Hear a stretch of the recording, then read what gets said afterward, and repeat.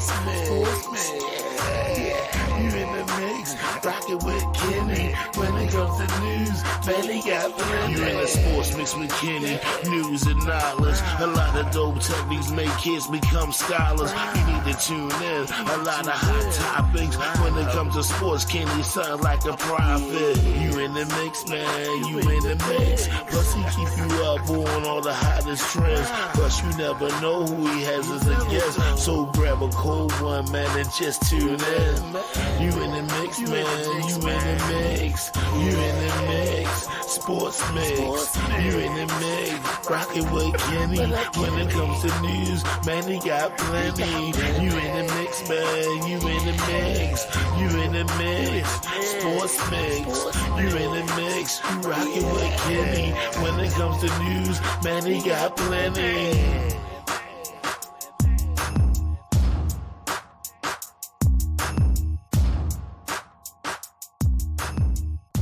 We up, we live in person. We cut the music off. Yeah, you because in the mix, man. You in the mix. We done did that. What's good, my brother? All right. What's good? I'm feeling good. It's always good after a W. You know what I mean? And real good. What the boys walked it off today. Yeah. Hey, people's a little nervous. You know, people the energy. People's a little nervous there, but yeah, we pulled it off. Well, let me start with the we. The Ravens pulled it off. Yeah. You know, Ravens pulled it off, man. Big W, man. It was they now sit number one in the AFC. You know, I don't really pay too much attention to that. I'd rather see where we sit up at the end of the season. I ain't really worried about it now. As long as we end the dance, that's all that matters to me. So big win today. Ravens over the Rams in overtime. Walked it off with a reserve at that. You know, reserve punt returner in for the injured Duvernay. So he didn't play at all today, right?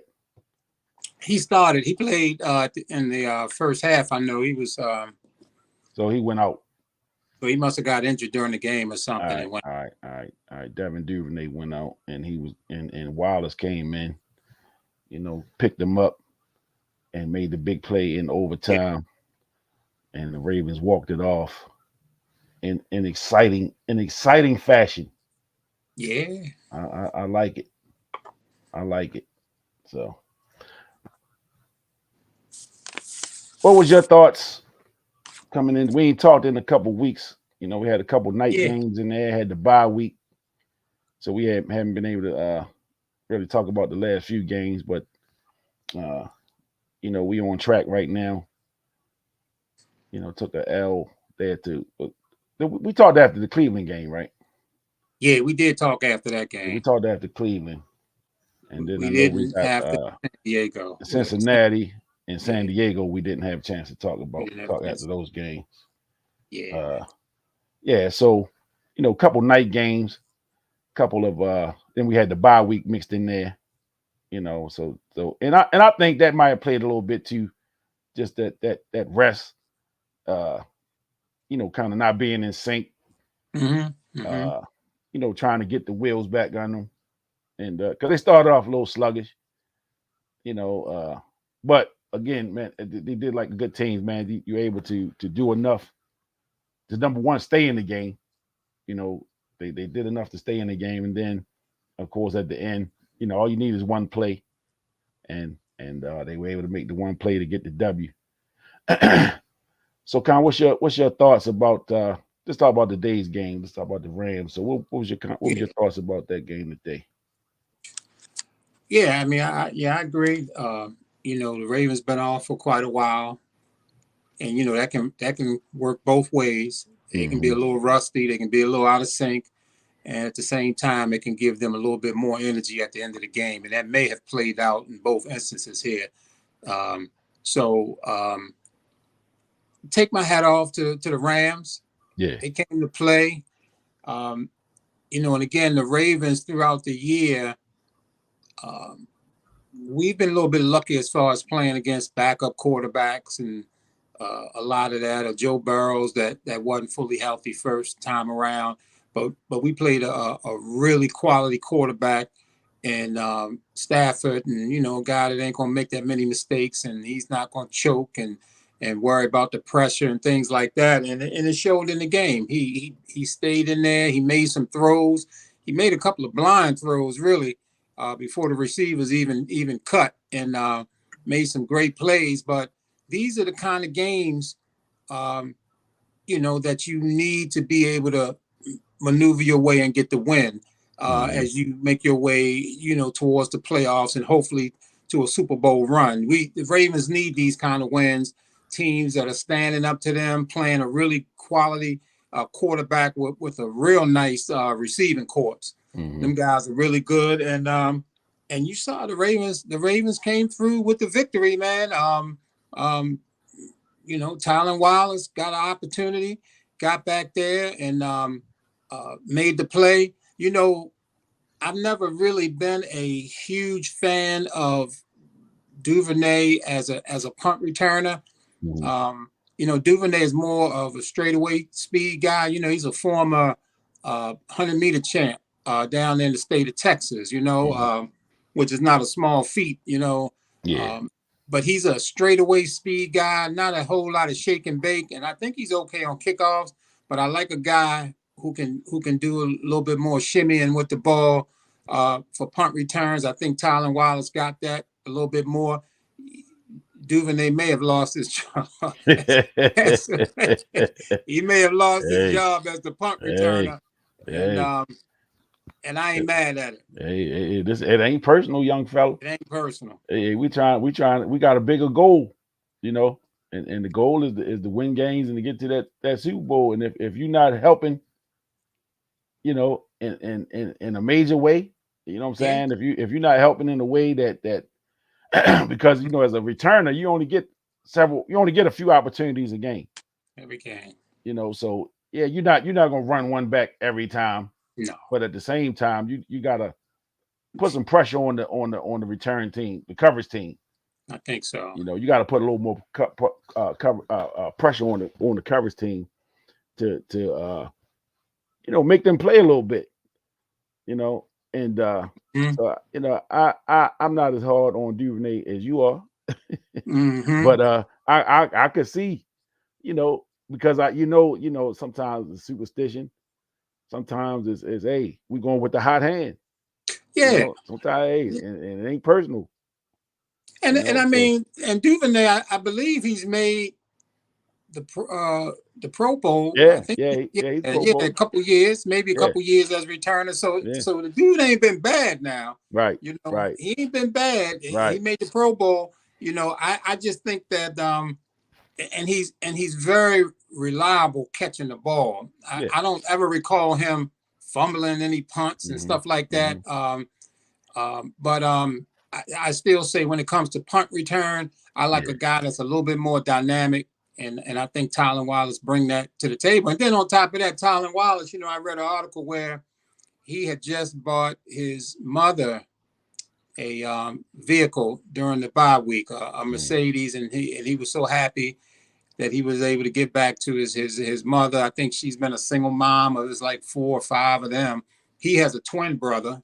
And then on top of that, he makes the big play to win the game. So it's been a nice 2 weeks for Tylan Wallace. Oh yeah. I didn't even catch the story about moms and the the vehicle and was it like a Christmas gift or birthday gift or just an appreciation gift? Yeah, that's what it sounded like, appreciation gift. Sound like he wanted to really do that. He mentioned that, it was kind of tough for, watching Rashad Bateman drop a lot of gifts off to his parents and things like that. And he said he wanted to do it too, but it just wasn't right for him. But, that bag a little bit different. Yeah, absolutely. Yeah. You know what I mean? A first round pick. First round pick, and he might not even be making $1 million. So right. So congrats to that young fella. Yeah, absolutely. Yeah. So let me shout out Gina Clay and Landon Saunders, my two former co-workers. Oh, okay. Okay. Yeah. You know Yeah, Saunders, he came on with us one time, comic relief. yeah, you bring you, Hey, what's happening, man? Good, definitely a good game. But Humphreys, man, he I think Humphreys still hurting. Yeah, they definitely was picking on him at the end there. You know what I'm saying? They was picking on him a lot. Like they going to him a couple times. Uh Definitely a nail biter, Gina. Definitely that. It was but as Ray Lewis used to say, it's a 60-minute ball game, and we had to go 60 minutes plus today to pull the W out. So, you know, it's part of it. You know what I'm saying? You can't predict what's going to happen. You just gotta hope for the best, and the good guys won today. Good guys pulled it out. So uh, exciting game, you know, depending on how you look at it, definitely like if you are somebody to get worried and get a little antsy when things don't go your way. It could be a little tough for you that way. But the game was good. I like the outcome, of course, as a Ravens guy. Our guys won. And we made the play that we needed at the end. You know, come out, we get the ball first in the overtime, you get the 3-and-out, and you're kind of nervous because the Rams were moving the football. They had some opportunities, and they were making some plays, throughout the game. So you figure if we don't go down here and score, it could get ugly the way they were moving the ball. And we forced them we forced them to have to punt the ball. We got the ball back, and you know lights out. Tylen Wallace ran it on back for the game winner, the walk off. So looked like I lost my co-host, but I'm gonna keep pushing for a few. So definitely good win. Good win after the bye week.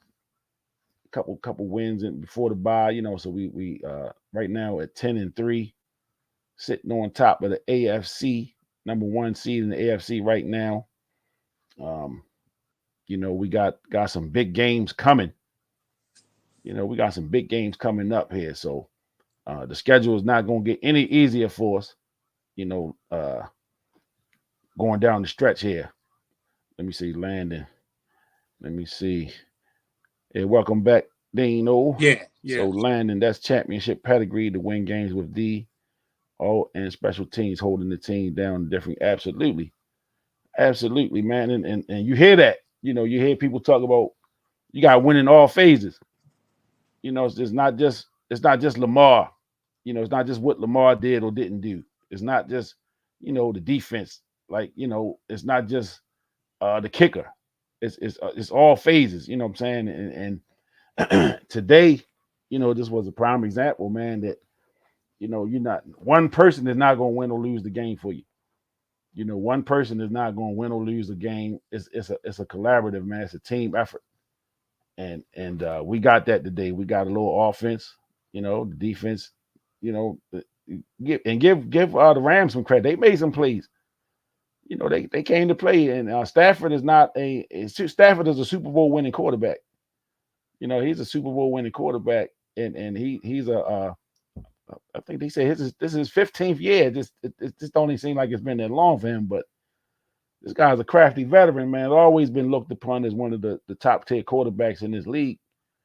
And I think they even said at the end that he's got he's like top 5 or 10 in career comeback wins.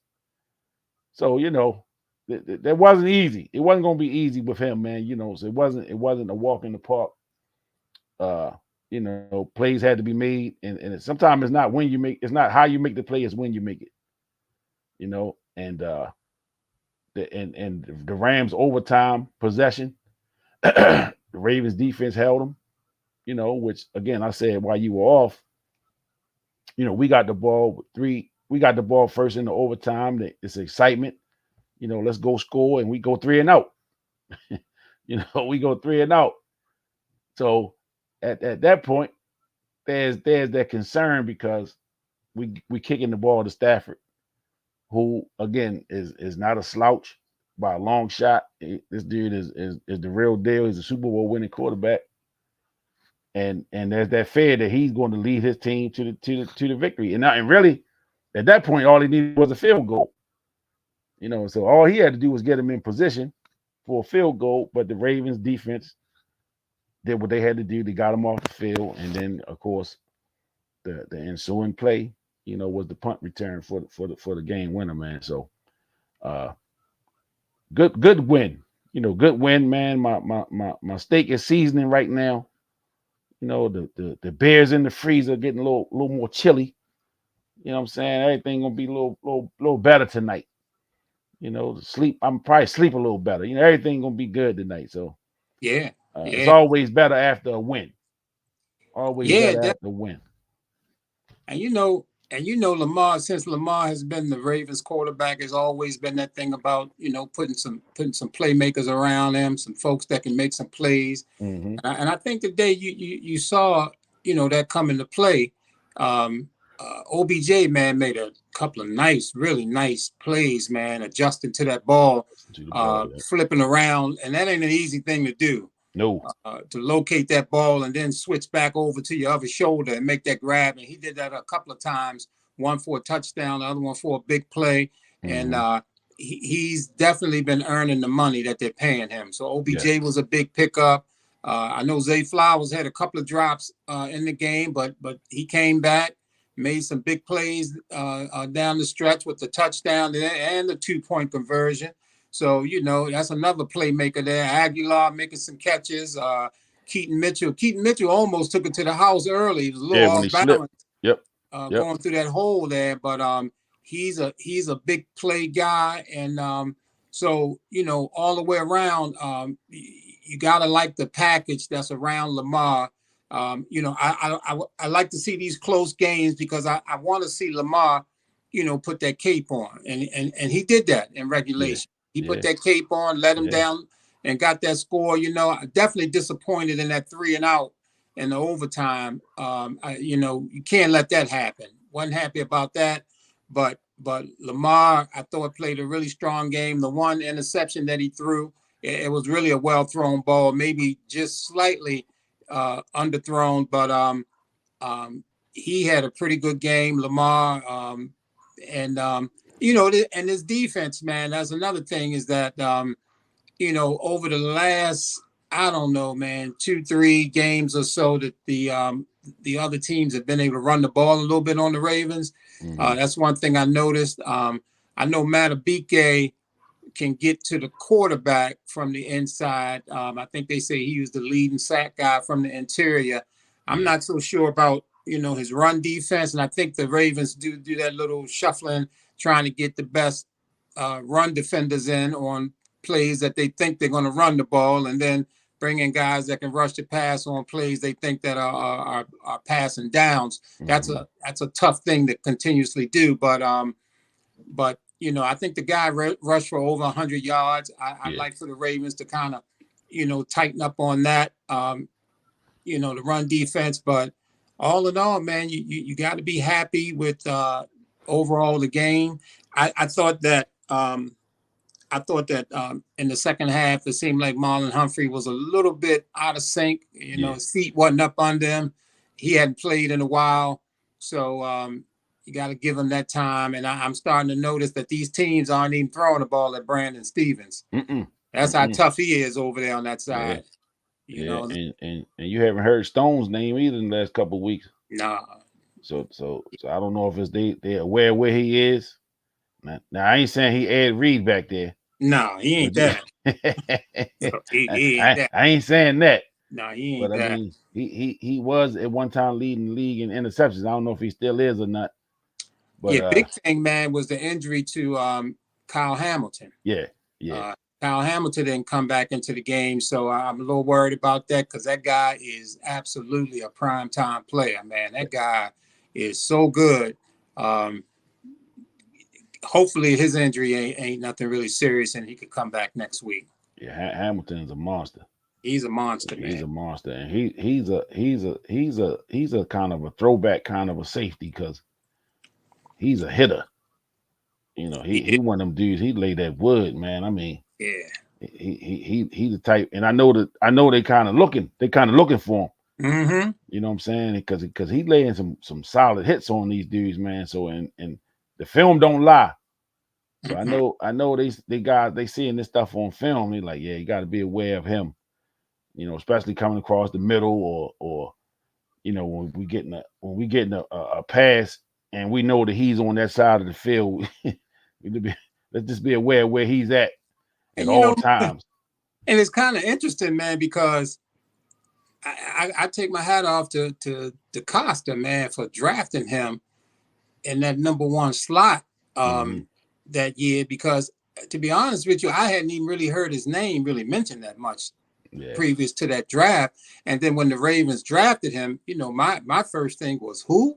You know, I was wondering who. Well, but when you look at Hamilton and Linderbaum did have a unusual bad play when he had that ball. I don't know what that was about. I don't know what that was about either. But when you look at them two as #1 draft picks, man, I mean, this guy did not miss on them two. DeCosta nailed those 2 picks, and I think you're looking at, you know, all pro players for the Ravens for some years to come in those 2 guys. Mm-hmm.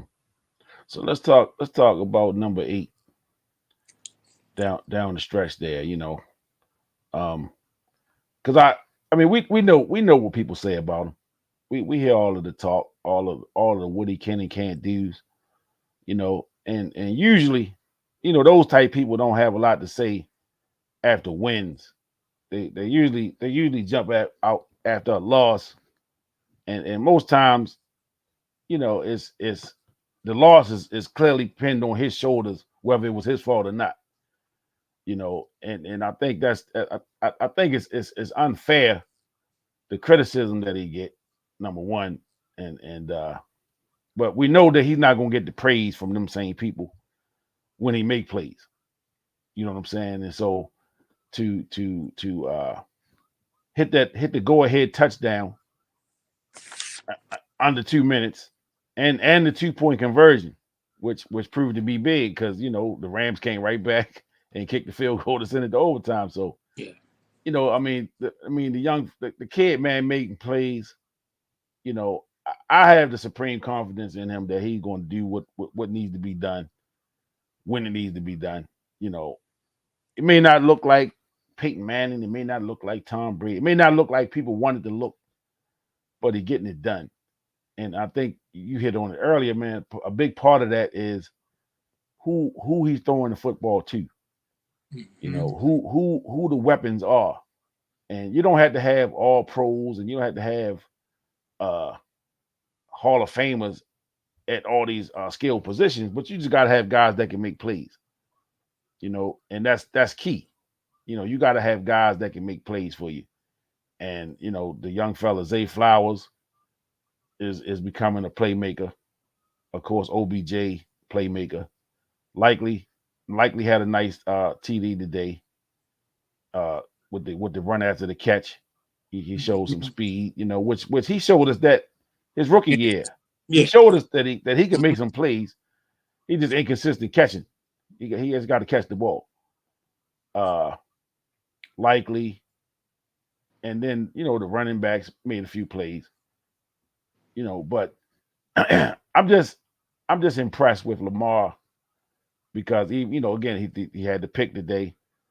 You know, and like I said, they are people, man, that they sit back and they cherry pick. So they wait for him to have a game where he has an interception, or where he'll miss OBJ long. You know, and they pick him, they cherry pick and bring out these points where he missed the receiver long, or you know, he missed this throw, he didn't make that throw. You know, but when he makes the throws, when he makes the plays, you know, these same people are silent. They don't have a lot to say. Matter of fact, they don't have nothing to say. You know what I'm saying? And so none of them same people And you know, I'm a receipt guy. I keep some receipts on some of these folks, you know, and some of the things that they said. So it's I shouldn't even be this.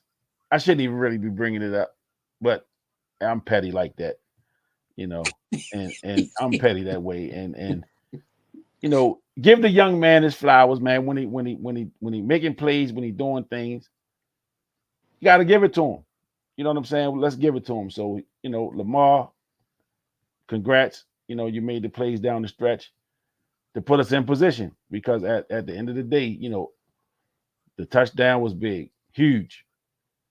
The 2-point conversion was even bigger, you know, because again, the Rams went right down the field and kicked the field goal and put it into overtime. So, you know, Lamar did what needed to be done.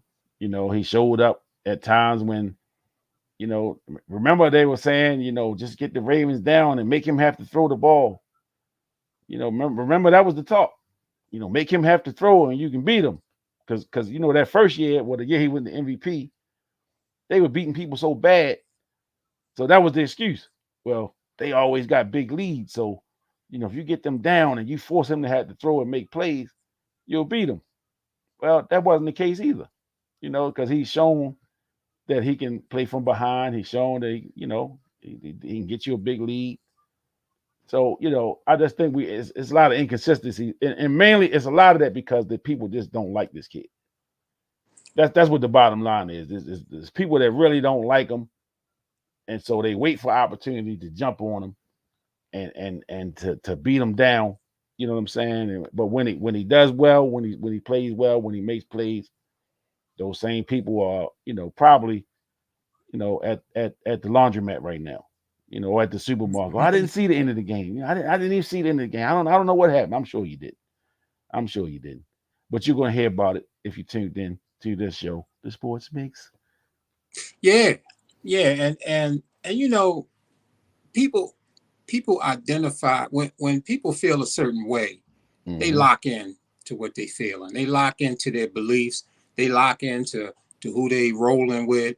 I don't care what it is in life. And there's a whole bunch of people who don't like Lamar Jackson. Yep. They ain't with him. They didn't want him to get paid. I've heard people say they thought that Huntley was they'd be better off going with him and bringing in some more help and there's all kinds of things and people they lock in. So when they watch the Ravens play, if they are of that side who don't like Lamar, they just gonna nitpick the whole game and look for things that he doesn't do well, Yeah. you know, or if he makes any mistakes, they're gonna highlight that. But listen, we're talking about a Ravens football team that has the best record in the AFC. I mean, right now they're the number one seed. He is the quarterback. Yeah. I mean, what the hell, man? What the hell do these people got to complain about? What else do you want? You know, from this guy at this point, he's playing in a new offense. You know, before he was playing in that offense from Greg Roman, Mm-hmm. which he ran the ball and they relied on him heavily. He's running the ball, he's getting hit. Throwing is a rhythm thing. Yeah. And if you running the ball like he was under Greg Roman, getting hit, getting beat up, to get into a rhythm of throwing the ball is a whole lot more difficult than what he is dealing with now under Monken. He's in an offense that has a nice balance of running the ball and throwing the ball. He's not being featured as much as a running back, a running quarterback as before. And again, I think that Monken's offense is much more gentler on Lamar's body. I don't think he's taking shots like he was before. And, you know, getting beat up, man, it's tough to get into a rhythm of throwing the ball. He's looking better throwing the ball. And once you see him get into that mode where he's getting some protection, man, he looked like he's throwing darts out there. And that's what I like to see. And, you know, the offensive line hadn't been the greatest when it comes to pass protection this year. So you throw that in the mix, man. And, I mean, this guy's having a terrific year. And he has to be into the talk for MVP. He's got to be right there. He's leading his team, and they're the best in the league and in the AFC right now. So, you know, by default, he has to be in the conversation for most valuable player. Absolutely. Absolutely. He definitely should be in the conversation. Despite And what Shannon Sharp has to say. well, yeah, you know, You and know, and and and, and you know, I mean, I like Shannon Sharp. yeah, You know, I like Shannon Sharp, and I don't take offense to everybody, man. That has things to say about Lamar. You know, you're not gonna please everybody. But it, the thing with Sharp and people that kind of speak like he speak, you're not a champion until you win one. You know what I'm saying? You're not a champion. So to say that you can't do something or he won't do something because he's this, and this, okay. Yeah, you're right. Until he wins the championship, until he wins the Super Bowl, right, yeah, you can say that. And you'll right, have legs to stand on. But again, if and when he does win the championship, what is the conversation going to be then? yeah. You know, That's gonna be interesting. what is your tone going to be now? It's You know what gonna I'm be saying? interesting. Exactly.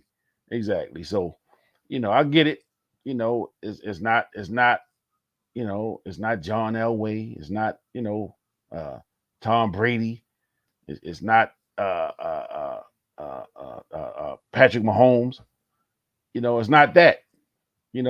But until he does win, you're gonna have people to say that he can't win or he won't win. You know, and I mean it's to be continued. It's to be Yeah. continued. But if people that, I mean, we are Ravens fans. So we watch the Ravens a lot more closer than Shannon Sharp. Well, he got to watch a little bit of all the games to be able to talk about the things on his show. So I'm sure he's not sitting down for 60 minutes watching the Ravens game Mm-mm. every Sunday like we do. You know, and I always keep that in mind when I listen to national people talk. Because I know their job is to really talk about everything. So they're going to probably watch the red zone, where they kind of seeing they got all the games up and when scoring all that type of stuff. So they're not really keyed in to a game the way that we are. We seeing every play. Mm-hmm. We seeing all the ins and outs of what our team is doing. So yeah, the national guys are and they respect it. You know what I'm saying? They got these positions. They got in those positions because they are well respected and they're good at what they do. But yeah, I'm not going to give them that you know I'm not going to give them a pass just to say what you want to say just because you got a feeling about this guy or not.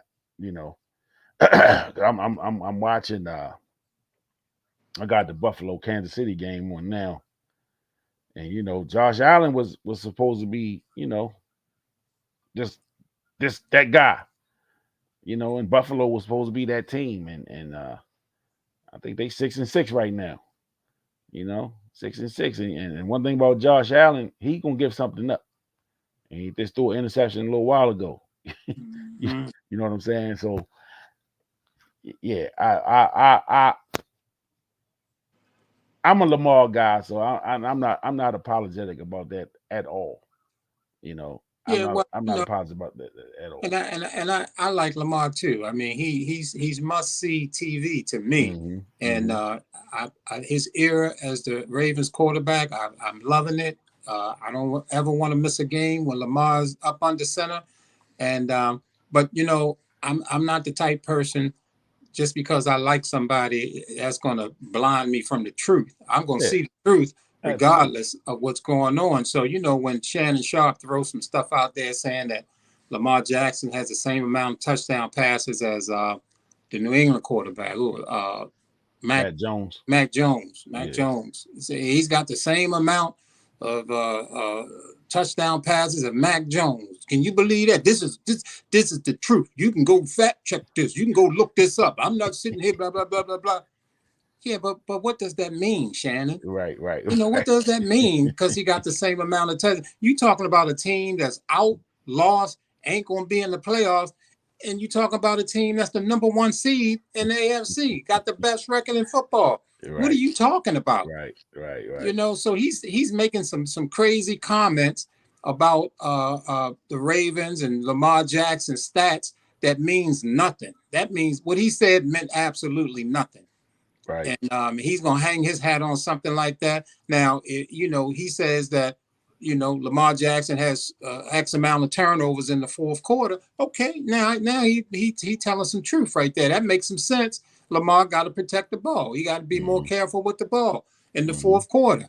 And he looked like he's been doing that over the last couple of games. He looked like he's tightening that up, and we know he needs to tighten that up. And but the Ravens has the best record in the AFC. They're the number 1 seed in the AFC. I mean, don't people understand that? Don't they see that? I mean, what is the argument? I think today I saw where early in the game, I know he had a rating of like 119 or something, Lamar Jackson, quarterback rating, which is excellent. And then you're talking about 2 drops by Zay.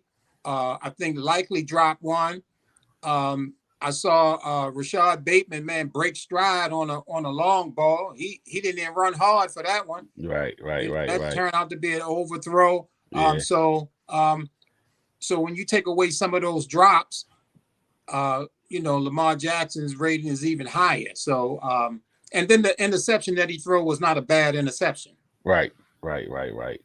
And this is the things you pointed out are a big reason why I'm just not into stats that way, because the stats don't always tell the whole truth, and that's why I say, are you watching the game or are you watching the stat sheets?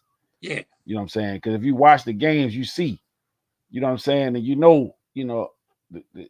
And I know I've heard you say it 100 times, man, it's a game of inches. You know what I'm saying? And if Bateman is running full out on that route, that could be 6. That could be 6. I mean, that could have been 6. Right. And he didn't. And once I'm glad they showed the replay where they kind of showed you from Lamar's angle. He really didn't take off till he knows the ball was coming his way. But it's too late. It's too late. And he had the guy beat. He wasn't running hard. He should have been running hard. Right. But again, the stat sheet is not going to show that. Mm-mm. It's going to show incomplete, or as in the words of some of the detractors, that he missed another long ball. And again, I'm not here to convince nobody to change, to turn away from their beliefs. I just say wait and see. We'll see. And I'm telling you, man, if the Ravens win the Super Bowl, I am petty, and I'm gonna be naming names. I'm gonna be calling for them. I might even send them a link to come on the damn show to defend that nonsense. Because the time, it's gonna be time to come defend it. It's gonna be time to come speak up. What are you gonna say now? So coming to the stage, I got to get this guy's proper introduction. And I don't think he got a bag on his head today. It wasn't bag worthy. But welcome to the show. What's up, fellas? What's up, fellas? What's happening, brother? Ain't not. Yeah, no bags today. It wasn't bag good worthy. to see that face today. Yeah. What's up, fellas? It's all good, bro. How you making out, man? All right, man. Yeah, good. So big win today, overtime. Ravens pulled it out. What's kind of your thoughts on the game before we push further? Yeah, I was kind of surprised that Rams offense was able to move the ball like that. Mm-hmm. I'm still a little shaky with Humphrey, man. I'm just. You don't look 100%. Yeah. It was a tough win. I mean, the Rams came to play, and they have a lot of proven players on the team still. Mm-hmm. They just removed a year and a half from the Super Bowl, but I was glad to get this win in overtime, and I guess it's on to the next. I mean, you're gonna have them every week is a tough game, So, and Absolutely. the Rams have won what they won 3 in a row, so Yeah, they've they been had a little playing streak well. going. So, yeah, man, they fought hard, man.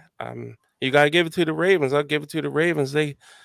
Um, it's one of those wins that you say you kind of survive in advance, like the old basketball cliche. Hmm. So, I thought Lamar played pretty well. Again, the running back Mitchell played really well. I'm Hmm. surprised they didn't give Gus the ball more, but maybe they'll incorporate him, going forward because we got a lot of tough games left. I'm concerned with the secondary. I'm gonna tell you this though. I think Hamilton is slowly turning into a fantastic player, man. Oh yeah, yeah, yeah. Oh Absolutely, man, he's all over absolutely. the floor. And when he went down, I was like, nah, man, please don't. But he came back in, and um, so yeah, it was a good win. Yeah, definitely good. Definitely a good win.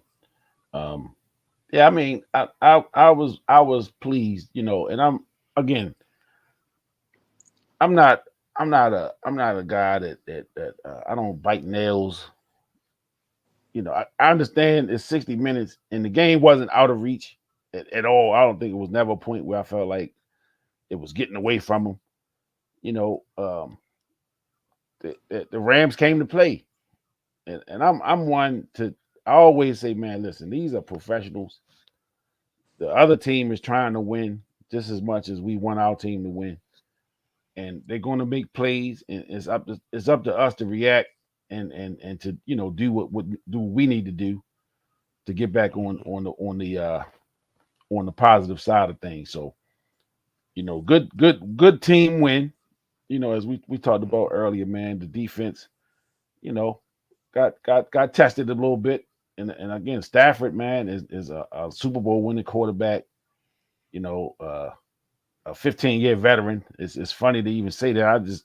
The time that flew by. It just don't even seem like it's been 15 years, but he's a veteran in this league. A proven quarterback in this league. So it's not going to be a walk in the park. Mhm. When you got a guy that with his pedigree, he's going to Mhm. make plays, and he got a good receiving core. Them guys make and the X Raven made some plays today. You know, Yeah.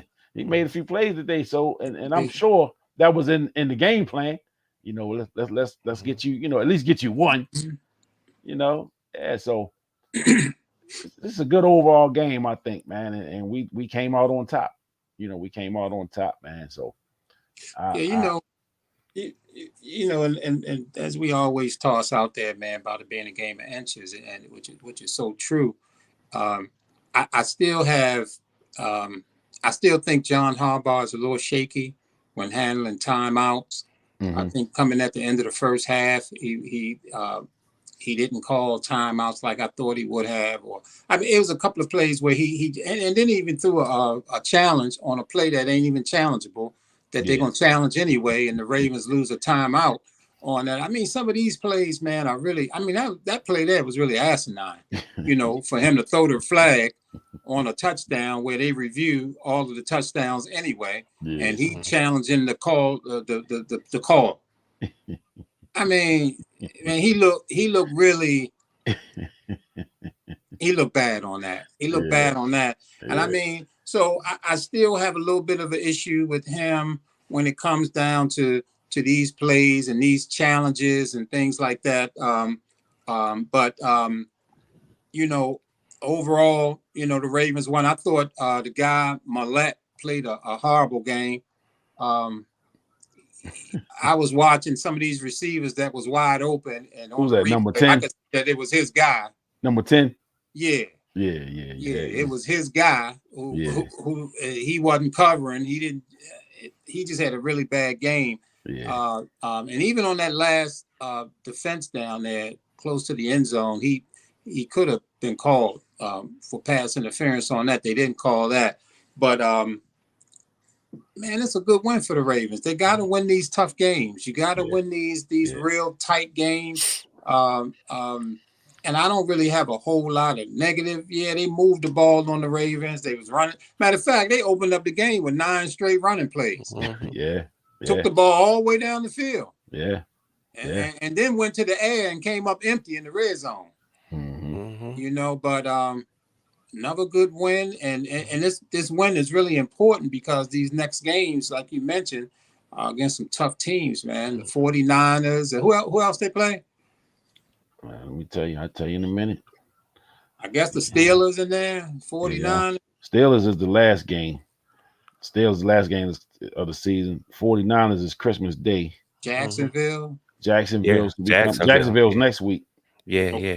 Jacksonville, 49ers on Christmas, Dolphins New Year's Eve. Dolphins. And then the Steelers on the 7th.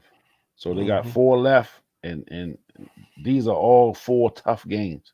Tough games. Yeah. These are 4 tough games, man. And then and you know, I don't like to look ahead, you know. So you know people are gonna be talking about the because it's us and the Dolphins right now in the top 2 spots. You know, we kind of back and forth. So the Dolphins, they got 9 wins, we got 10. We both got 3 losses. So you know, we right now we're number 1 in the AFC, and we play the Dolphins in 3 weeks. You know, so I mean that's going to be a huge game, man. I mean, the Jaguars next week is going to be tough. You know, because they were like in the top seed at one time, and I think they lost last week. I think I kind of slipped. They lost today, as a matter of fact. Joe Flacco beat them. Joe Flacco. Joe Flacco. Shout out to Joe Flacco. Absolutely, man. And, you know, shout out to Joe Flacco. Joe, man.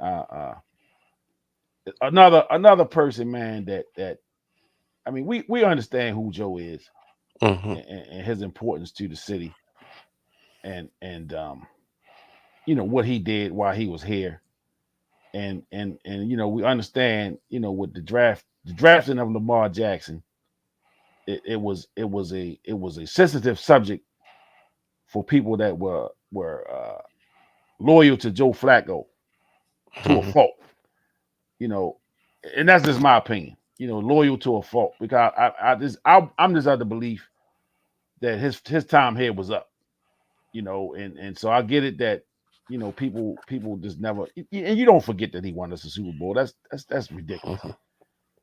Yeah, he was the Super Bowl winning quarterback and had a hell of a run through those playoffs, and he played well in few of the playoffs before that, the year before when the Lee Evans stuff, you know. So Flacco, man, is you know, a guy that's going, he'll have his name up in the stadium at some point. Yeah. He'll get his name up there in the ring. But I'm very quick to remind people that was over 10 years ago. You know, this is 2023. We won that Super Bowl in the 2012 season, in the 2013 year. And, you know, talk to me about Joe Flacco, what he's done since that. You know. But that's for another day. We're not gonna beat up Joe Flacco. Well, we don't want to beat Joe Flacco up because we know what he's done for the city, and his legacy is cemented on what he's done as far as the Ravens quarterback. Absolutely. That can't be disputed. And as far as I'm concerned, man, we may be not done with seeing Joe Flacco. No. He's just gonna be in a different uniform now. Those Browns are no joke. No. And based on the teams that I've seen the Ravens play, the Browns to me look the most dominant, and Joe Flacco is a quarterback. All they really need for him to do is not really make a whole lot of mistakes when you think about the defense that the Browns have. So, you know, going down the home stretch here and looking at the playoffs, it looks like the Browns are going to get in. It looks like the Ravens are going to be in there. So we very well could see a Ravens-Browns matchup in the playoffs with a Joe Flacco at the quarterback. So Stay tuned. Absolutely. You know what? And I know you said it was 10 years ago, but Dean makes a great point. You know, it's 10 years ago, but it still doesn't erase the fact that Joe Flacco is a professional quarterback who can undoubtedly at any time beat any team in the NFL. And Oh, absolutely. He proved it today. They beat a good Jacksonville. I'm looking at it now, 26 for 45 for 311 yards and 3 touchdowns. And I'm be honest, as good as Deshaun Watson was playing, and he didn't put up those kind of numbers. And the kid that they had who got hurt, he was definitely not putting up them numbers. So, in my opinion, I hate to say it, through injury, to me, they diversified their portfolio, in my opinion, because he makes them better passing option now. I think it was one-dimensional with the young kid from UCLA. But with Flacco, they can thoroughly say, look, you know what? We even. It's 10-10 in the third or fourth quarter. I use his arm. I can use his arm. He's not. There won't be a one-dimensional team, especially since Chubbs is out and they got, Kareem Hunt's a good running back. And I think they got the kid Jerome Ford, but he makes them a viable threat, as Dean stated, going down the stretch. They're 8-5 now. So yeah, they're definitely a team to watch out for with Flacco, because as we all know, he can get hot. He can get hot. He done that. Oh, he done it. He done it quite a few times, and he's helped us beat some of the best defenses throughout his career. So we all know, and as they old saying, he has an arm, and that arm will travel. He still has a gunslinger arm. So, you got to give him his respect, and the Ravens will accordingly, because they know he can. Any given game, he can throw for 300 and make you look bad. So yeah, but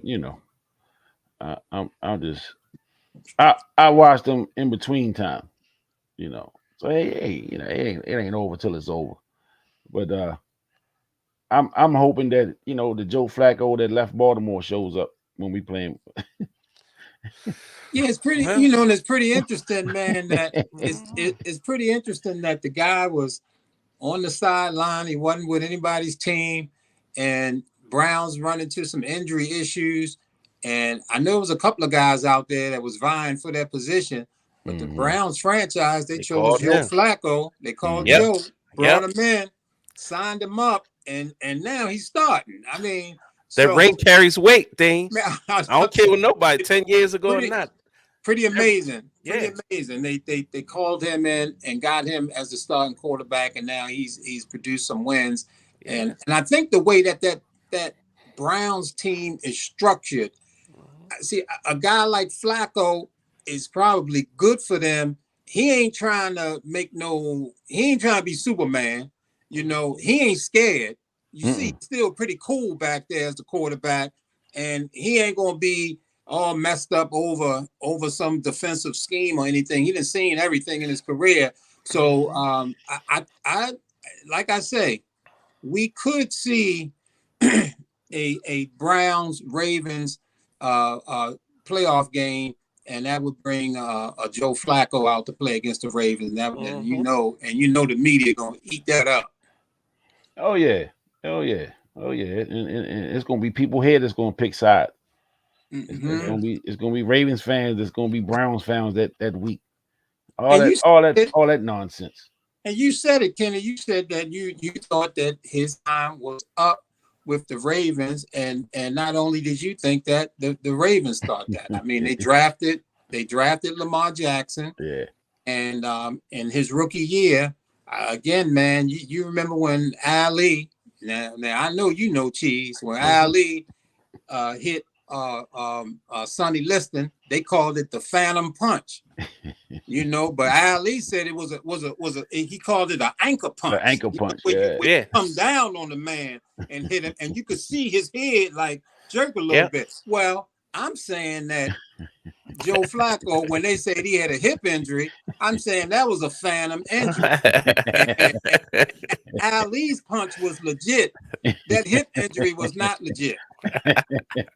Nice. They put him on the bench and they brought Lamar Jackson. Yeah. And you pissed off a segment of Ravens fans forever. Well, you shouldn't have did Joe like that. Well, You know.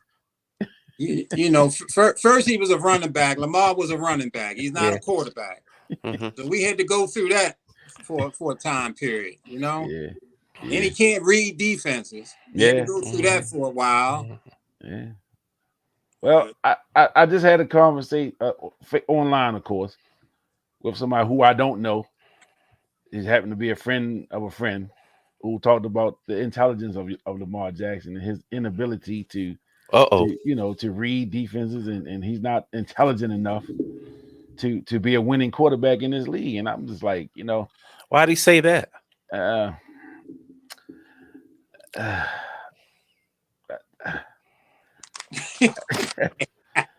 Again, I don't know that. I don't know the gentleman. Mhm. And the guy whose post that I commented on, he tried to correct it in his way. He didn't go after him like I felt he should have. But Was it because he's black? I believe so. But again, he didn't. Of course, he didn't say that. He didn't say that's the reason why. He just would, people that say things like that, they dig deep into that dictionary, Mm-hmm. and they try to find words, and they try to talk over you like I'm unintelligent, which I play along. Yeah, you're right. Yeah, I'm dumb too. Okay, buddy. Well, I play along and shit. Whatever. Lamar doesn't have I would say he doesn't have the look that I would think that you would have advertising your product. No. I don't see him with a whole bunch of advertisements and things like that, and maybe his accent from being from South Florida may play a role in it, and it's a lot of silly things that come into play, a lot of superficial things that come into play, hairstyle and look and the way you talk and all kinds of things like that. And I think a lot of those things, when it comes to Lamar Jackson, I think it has a lot of his detractors looking at superficial things like that, where they would, relate the way somebody may talk with an accent and connect that to whether you're intelligent or not, which is ludicrous.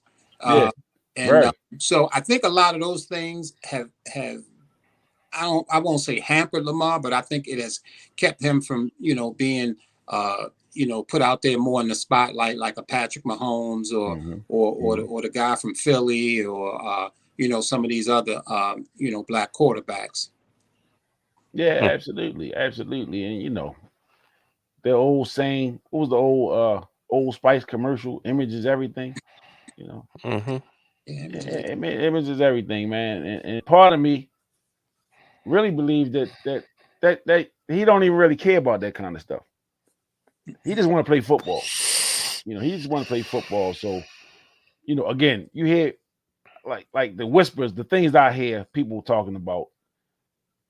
A lot of times they have nothing to do with what's going on the football field. They're talking about, so you heard all the talk about him having his mom as his agent, and how dumb that was, and how silly that was, and she don't know what she's doing, and she's unintelligent, and all of the stuff that you heard about that. And then when the deal gets done, crickets. You know what I'm saying? And then you hear people talk about, well, he's blowing opportunities to get this endorsement and that endorsement, and this, all of the stuff that, like you say, the Mahomes, Baker Mayfield came in the league with a bunch of endorsements and all that stuff. So, we beat up Lamar, not we, but they beat up Lamar because, again, he does not look the part. He doesn't look like the guy who's Park Avenue or what is it in New York? They're going to rally around and put him on front, for all of these advertisement deals and all that type of stuff. Madison Avenue. Avenue, so he doesn't look the part. But again, he's being true to himself, which makes a lot of people uncomfortable. You know what I'm saying? And the fact that he's not a guy that maybe he's not even seeking these endorsement deals. Maybe he's not seeking that type of attention. Maybe he just wants to go win football game, win the Super Bowl. Maybe that's his clear goal. The number one thing on his agenda is to get to the top of the mountaintop. Maybe that's it, And so he just signed a contract. I mean, he's gonna be good money wise, for the rest of his life if he take care of the money. So again, man, I think, man, sometimes, as fans, we get caught up with especially with athletes and entertainers because we want them to be what we want them to be. We want them to be these perfect people. We want them to be these, cookie cutter type people. Tom Brady was the face of the league for the last 20 years.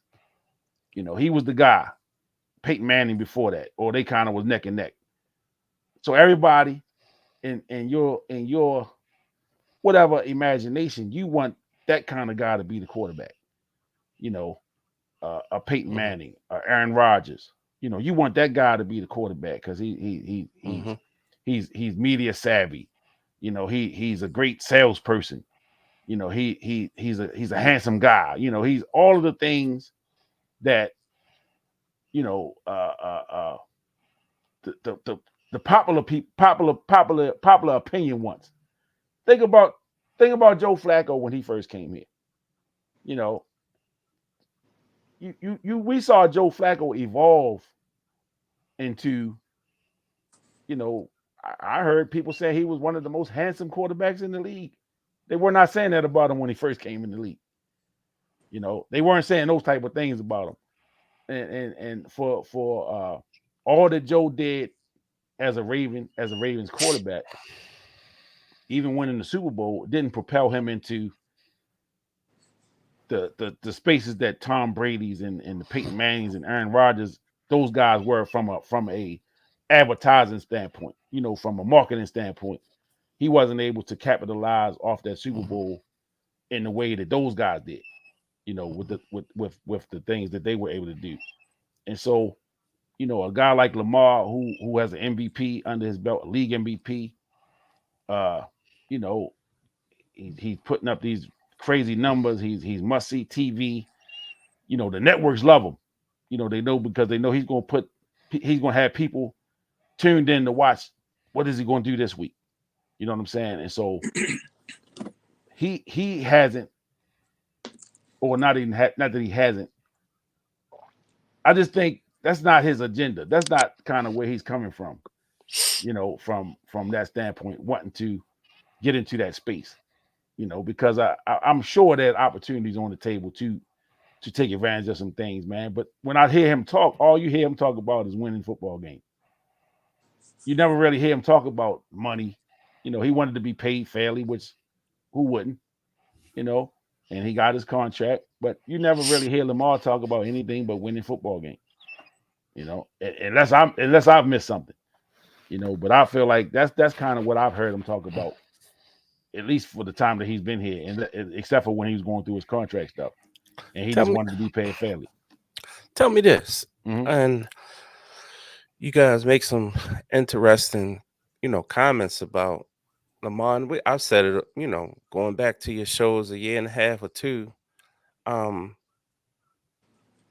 Is that an indictment on the state of America, where you have a young man who, and I beat the dead horse with this. I mean, you got a good kid, doesn't get in trouble, always does and says the right thing. You look across the world and you look over in soccer and you have these dudes with the weird hairdos, whether they're from Brazil or whatever, and they getting these huge endorsement deals. Is that an indictment on America, where you say, okay, he moves the needles for the ratings and the kids love him? A lot of, African Americans love him. Young white kids love him. All you see is white kids wearing, wherever I go, all across the country, you see all white kids wearing Lamar Jackson jersey. Yeah. Is there an indictment on America that even though this young man has come to a different place in his life where he talks different. He has a country slang to his, much like a Henry Aaron or whatever. He was embraced like a Joe Louis, who weren't the best spokesman, Mm-hmm. but they were embraced by America 70 years ago. Yeah. And that's to me, there's an indictment on the regression, as you know, as far as Americans and our tolerance with each other. I think we've regressed immensely the last 30 or 40 years. I really do. Yeah. I mean, we you know, it was hard in the 50s and 60s. We all know that. Mm-hmm. But if you look back on it, in the 70s and 80s, and now to 2023, our society has regressed quite a bit. Yeah. And in Yeah. get this, fellas, in 2023, Mm-hmm. we can't accept a young man who's wearing braids in the NFL. He's doing great things, never gets in trouble. Yeah. Never. Let's not overlook that. Yeah, never gets in trouble. He's not beating on women. He's taking care of his kids. He's doing the right thing. He's out in the community. What more do you want this kid to do? Yeah. He's Tom Brady. Yeah. Yeah.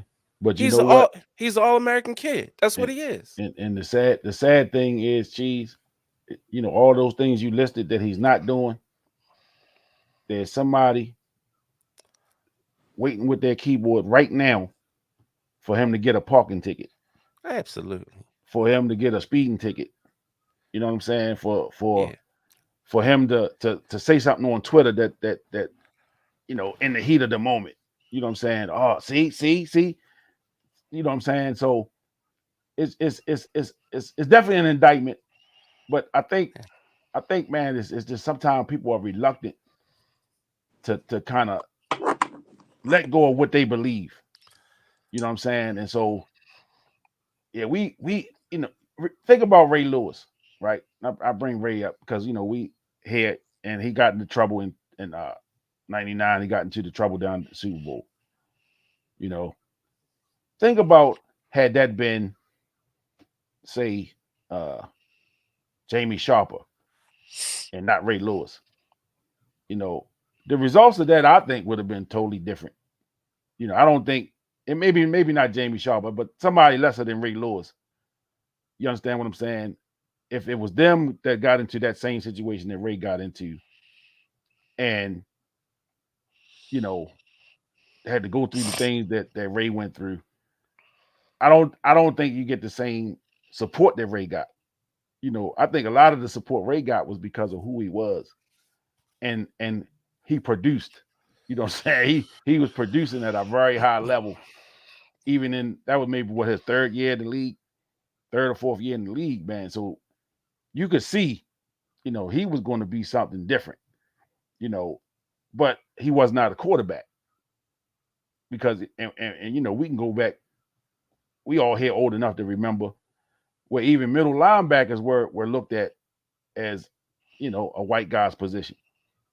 You know what I'm saying? That was because they talked about the intelligence. You know, they talked about, you know, you had to have a certain amount of smarts to play that position. You know, and so, you know, we all looked at, you know, they always talk about our athleticism and things like that, and kind of overlook the fact that, you know, we are intelligent as well. You know, and so with a guy like Lamar, you know, again, like Dean stated, man, with the look, with the accent, you know, with the way he talks, with the way that he carries himself, Lamar's kind of an all shucks kind of guy, you know, real unassuming, man. Probably wouldn't hurt a fly, you know. And there's this people, man, that just can't see past the appearance of him, you know, the dreadlocks or the hair, how he wears his hair is offensive to some people for whatever reason. You know, they can't get beyond that. You know, can't get beyond the hair. And I'm gonna tell you this: it's not all people that don't look like him that feel that way either. You know, there are some people, some people that look just like him that feel the kind of way about Lamar. You know, so yeah, it's unfortunate that sometimes, man, we just can't allow these guys to be athletes and let them define who they are the way they want to be, rather than you should be this because you're in this position, you should do this or you should be that. I think it's unfortunate. You gotta give credit to his mom too, because she's not one of the moms where she's all on social media, going back and forth with whoever. Right. She stays in the background. She realizes videos. Yeah, she realizes her son is a grown man. She supports him, and you got to give her credit for raising him to be the man he is, because he's the same way. Yeah. I mean, and like I said, what do you want the young man to do? He does every single thing the right way. He doesn't throw his teammates under the bus. He takes responsibility when sometimes it might not even be his fault. Mm-hmm. But the kid comes, he plays, he shows up for right or wrong. Some games, you'd be like, damn, Lamar, you throwing, but it's not from lack of effort from him. Never from lack of effort. And I think the Ravens are lucky they got him. And you just take a poll around America, and I bet you it's 15 to 20 teams wish they had him right now. Absolutely. You believe it. Yeah, absolutely. Absolutely. And I mean, go ahead. Cheese, when you talk about, is it an indictment? You look at this Ravens team, and Lamar is the undisputed star of the team, but I see the place kicker with commercials. I see Justin Tucker with commercials, and even when I look out throughout the league, you see, I think Devontae Adams out there with a commercial. I think he's got some dreads or some something in his head hanging, and but you said it. Can he see? We talking about the quarterback position. Quarterback, yeah. We talking about this quarterback position, which was easily the most guarded position in the league. I mean, even when I played Pop Warner football, the coach's son was the quarterback. The white kid, he was the coach's son. He was the quarterback. Was he the most talented? I don't think so. But he was the quarterback, and they put the ball in his hands. And, when you think about some of the things that Lamar has done, first of all, when you say, I don't need an agent, my mom is my agent. See, you already you doing something that you ain't supposed to be doing. You're supposed to get one of them be careful. David Falk or whoever these guys are. Be careful now. Yeah, I know. I'm walking the borderline now, especially at this time. You're supposed to have one of them guys as your manager, and they're gonna get X amount of percentage of your money where he has his mother. I mean, right there, that's different.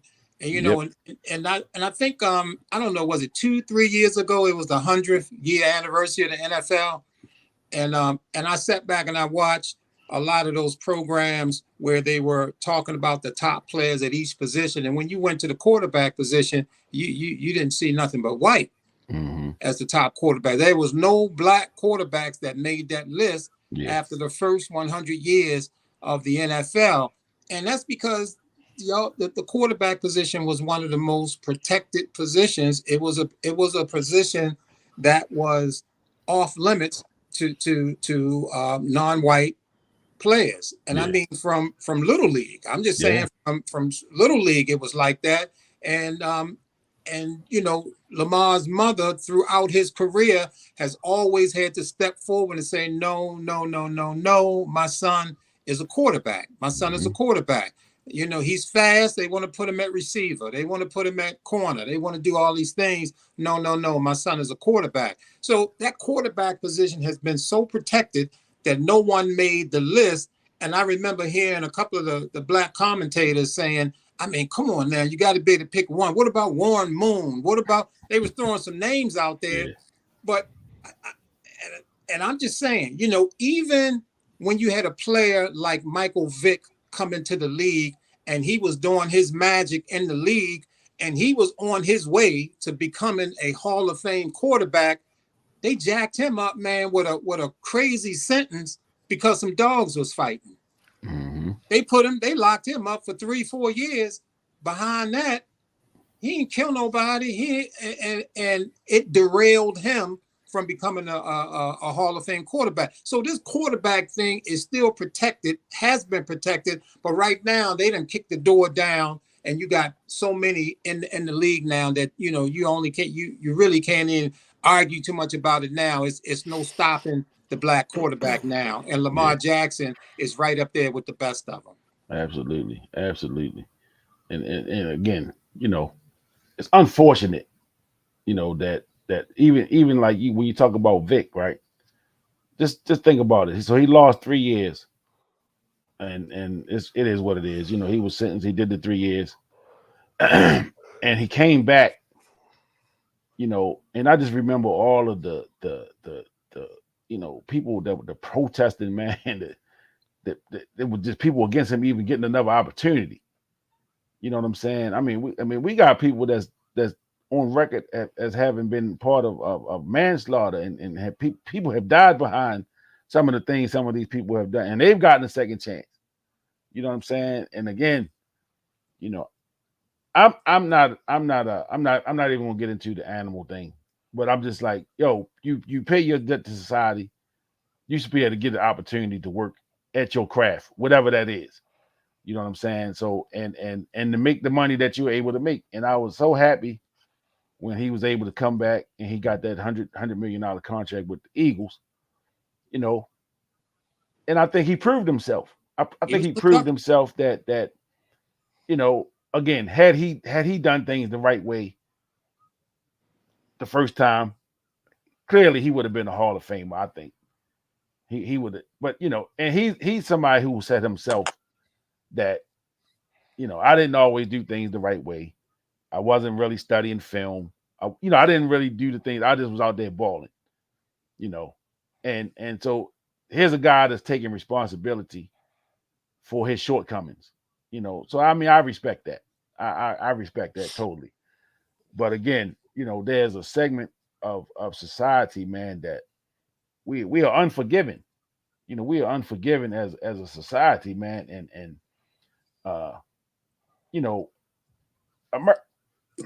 God damn it, we doing peaceful disturbance topics on here tonight. Hey, it's the mix, man. It's the mix. But the mix. When there's in America, because we pick and choose, we pick and choose when we want to throw certain things out. So we talk about, we hear people talk about religion, and we hear people talking about church and this, that, and the other. And they took church out of schools, and they so we we're fighting against Muslims and all this stuff, and I always thought that people came to America to have religious freedom, to kind of practice whatever religion you felt like you wanted to. At least that was my interpretation of what we were being taught in school. Yet, we always told that, the Christian values and Christian this and Christian that. But we are some of the most judgmental people walking the face of the earth. You know what I'm saying? Christians are supposed to be forgiving, and give people a second chance. And what happened to that? What happened to that? So, we pick and choose when we want to be Christian. We pick and choose when we want to be outraged about certain things. We pick and choose who we want to be outraged with, and it's all really matters is do I like that person or not? Do I like that person, or is he somebody that I don't really care for, and I'm just gonna go hard, and I'm just gonna sling all the mud I can at him, and we see it all the time, and so I just see a lot of hypocritical conversation going on when it comes to athletes and entertainers, because we put them on such a high pedestal, that there's no room for improvement, or there's no room to correct those mistakes unless we like you, unless you are somebody, and they tell you that he wasn't contrite enough. He didn't look like he he was really sorry about what he did, you know. And that's not your business. But again, you know, I can go on and on about that stuff. But it's frustrating at times. And just going back to because I had a thought a little while ago when we were talking about Lamar and kind of how, you know, his look, it could be a reason why he's not in certain places. I remember a few years ago when RG3 was rolling down in DC, and they were talking about him becoming, you know, one of those guys in the league. And I never forget listening to Steve Harvey in the morning on his radio show, and he would always say stuff about, man, you know, he gonna have to clean his image up. He gonna have to cut the hair, and he gonna have to do this, and he gonna have to do that. And I'm like, man, we talking about a kid that, I mean, what, 22 years old at the time. I mean, man, sometimes I think when we get to a certain place, we forget how we were at that age. You know, what we were trying to figure it out. So you don't have it all together. And how many 21, 22-year-olds come to a situation, number one, where, you know, he's not a person that came from a lot of money. You know, he didn't come from an NFL family like Peyton Manning. So Peyton Manning kind of understood how to be a professional football player. His father was an NFL quarterback. So he was kind of groomed to kind of fit into that role. Where RG3, I believe his parents were military. You know, now I don't know what their financial situation was, but I'm sure, you know, they weren't millionaires. I'm sure they weren't millionaires, and they didn't have life-changing money, you know, coming in. So I just think sometimes, man, we put so much on these athletes, you know, and what we want them to be or what we think they should be, rather than letting them figure it out the same way we all did. You know, the same way we all figured it out. We all had to figure out, you know, who am I? You know, who am I going to be? You know, at 21, 22 years old. I mean, I know for sure I didn't have it figured out. For sure. You know, and I didn't have $5 million to now. It would have helped. To help you figure it out. Right. Right. It surely would have helped. Right. But I didn't have that, and I didn't have cameras in my face, and nobody. So I got an opportunity to grow and become who I am. And I'm still be trying to figure it out sometimes. Some days I still be like, man, who the hell am I?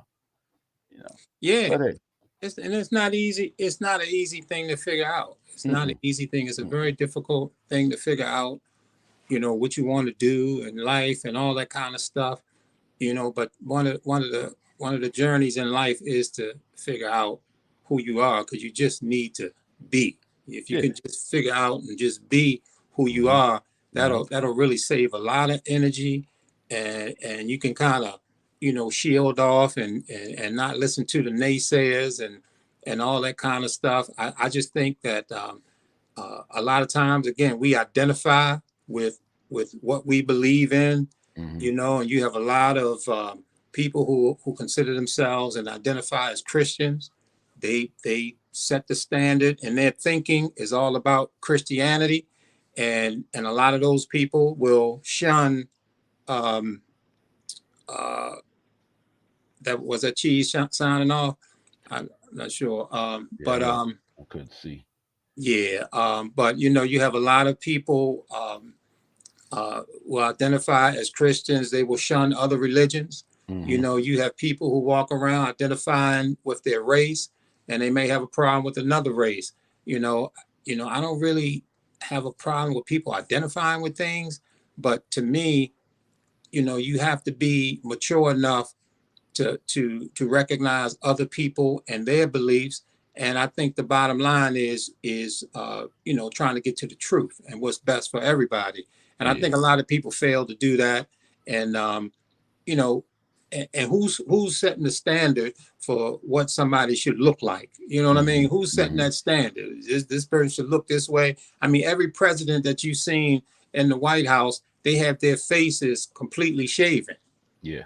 You know, and you got to go way back to find a president with with a beard or something, you know, back in the day, way back, Abraham Lincoln and some of them dudes back in the day. But you know, everybody else been like clean shaven, no mustache, no beard. Obama, Trump, Gerald Ford, the Bushes, Nixon, Kennedy, you know, all of them, you know, it's that way. And so as you see, everybody who wants to become president, they're walking around with a totally clean shaven face because they want to follow the tradition. And they don't think they can get in there unless they're gonna follow suit. So I don't know. I'm not a tradition person. I don't really hang my hat on tradition. I don't hang my hat on religion. I don't hang my hat on politics. You know, I don't get locked into identifying with that.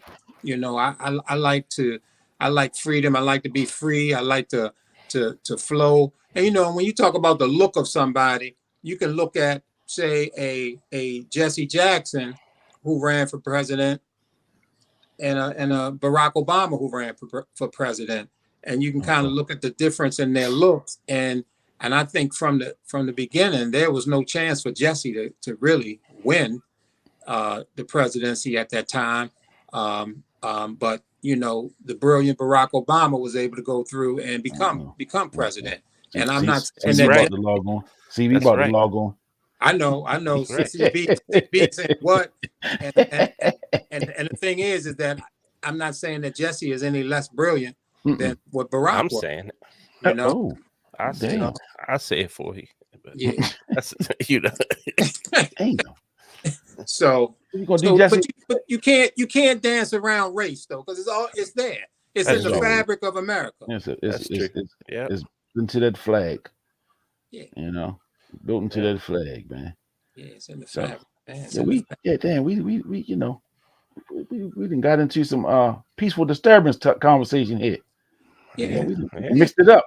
That's why you threw the mix on the end. That's why you called it the sports mix. Yeah, well, I'm gonna really mix it up now. That's right. God damn it, I'm gonna really mix it up now because this is a conversation we should have had a couple weeks ago.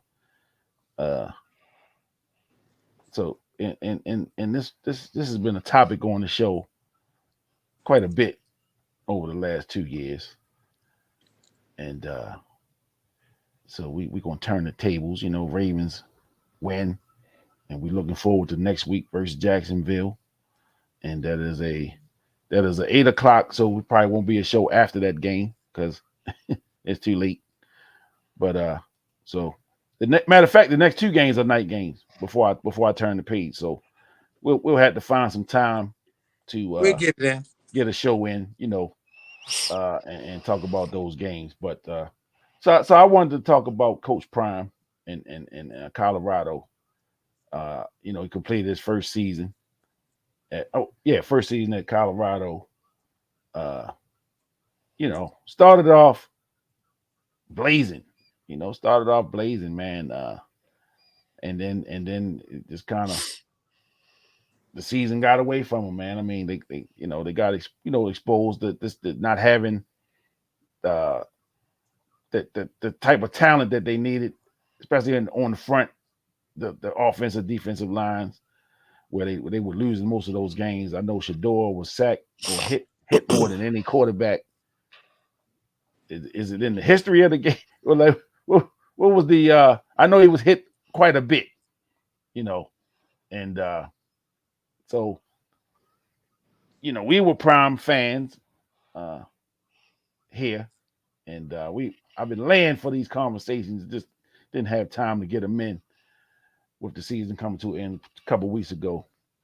But let's just talk about his first season at Colorado. Of course, you know they went 4-7, 4-8, something like that.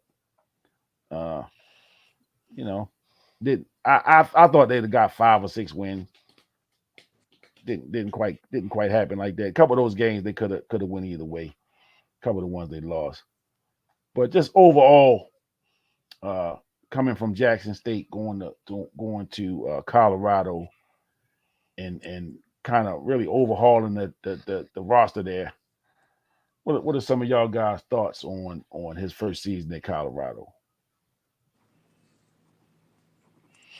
Well, I don't know. You want to go, Cheese? You want me to go? Yeah, you can go ahead. Okay. So you know,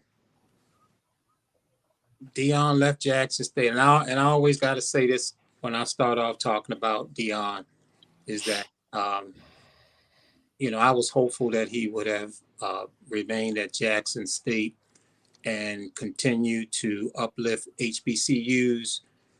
He had so many people kicking money in. Some of the names that he had sending money down there, Troy Aikman, and I mean the list goes on and on. And I thought that he could have continued to be there at that university and continue to lift HBCUs across the board. I think if Deion stays at Jackson State, I think Ed Reed may have been okay. That school he had got hired by, I can't remember what college it was. Bethune he was Bethune-Cookman. Yeah, Mhm. maybe he would stay there. Deion leaves. He gets the offer from Colorado State. Again, that's just my preference. But I'm not mad at Deion for going to Colorado. He went to a program that was 1-11 and lost by an average of 30 points a game. So he was definitely going to a program that was at the bottom. Mhm. I think one of the biggest things that and maybe if this didn't happen, maybe things would have been a little bit better. But when they beat TCU, I think that sent the expectations through the roof. Yeah. They were a national championship runner-up team, and the Buffaloes beat them. So that just sent expectations up the roof, and things went crazy. Now, the way Deion handled things, would I have handled them the way he handled them? Probably not. I think, the way Deion is, I mean, he's prime time. He's out there. He's talking. He's saying this. And I mean, his sons, they out there saying things. They were doing things that I didn't think looked that good for them. I thought it was a little crazy. The son throwing up his watch, letting the other team see I got this expensive watch on. And then some of the things that, Deion may have said to the press, and you got to understand the press is on every single thing that, I mean, if you fought, they on it. If you Deion, and all of that. So he's under a lot of pressure. He's said a lot of things and brought a lot on him. So they're watching him.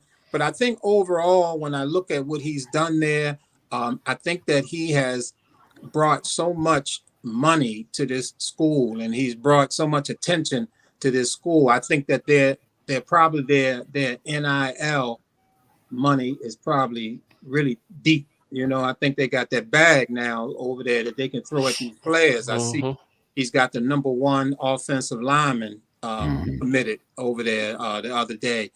So I think when you think of this season, although the record may have been 4-8 or whatever it was, and I think there was several blowouts in the game. I think that you have to say that his first year was a success, because I think it's a building kind of a year, and I think you're just going to see this team get better and better and better as you go along. Yeah. Yep. What you got, Cheese? Yeah, I mean, I think it was a successful year. I mean, I kind of thought they probably have about 6 wins, but having 4 wins and getting acclimated with new team or whatever, I thought it was a success. So it's December the 10th, 2023.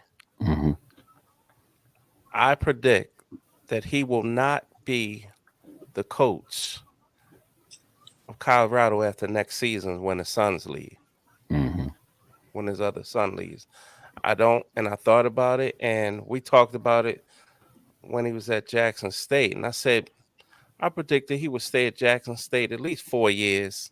I would have liked him to, but whatever his calling was, whatever the Lord told him to do. That's what he said, right? Yeah, that's what he said. So hey, Hey, I don't want to start. Hey, that's know between him and God. Yeah, all right, you're right. Between him and God, man. My bad, dog. You're right, but I'm not gonna go there because I, you know me, I get a 0 to 100.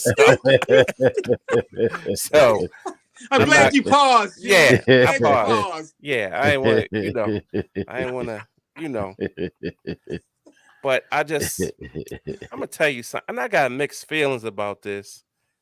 I was a huge Deion fan, and when he was playing, and I love his bravado still to this day.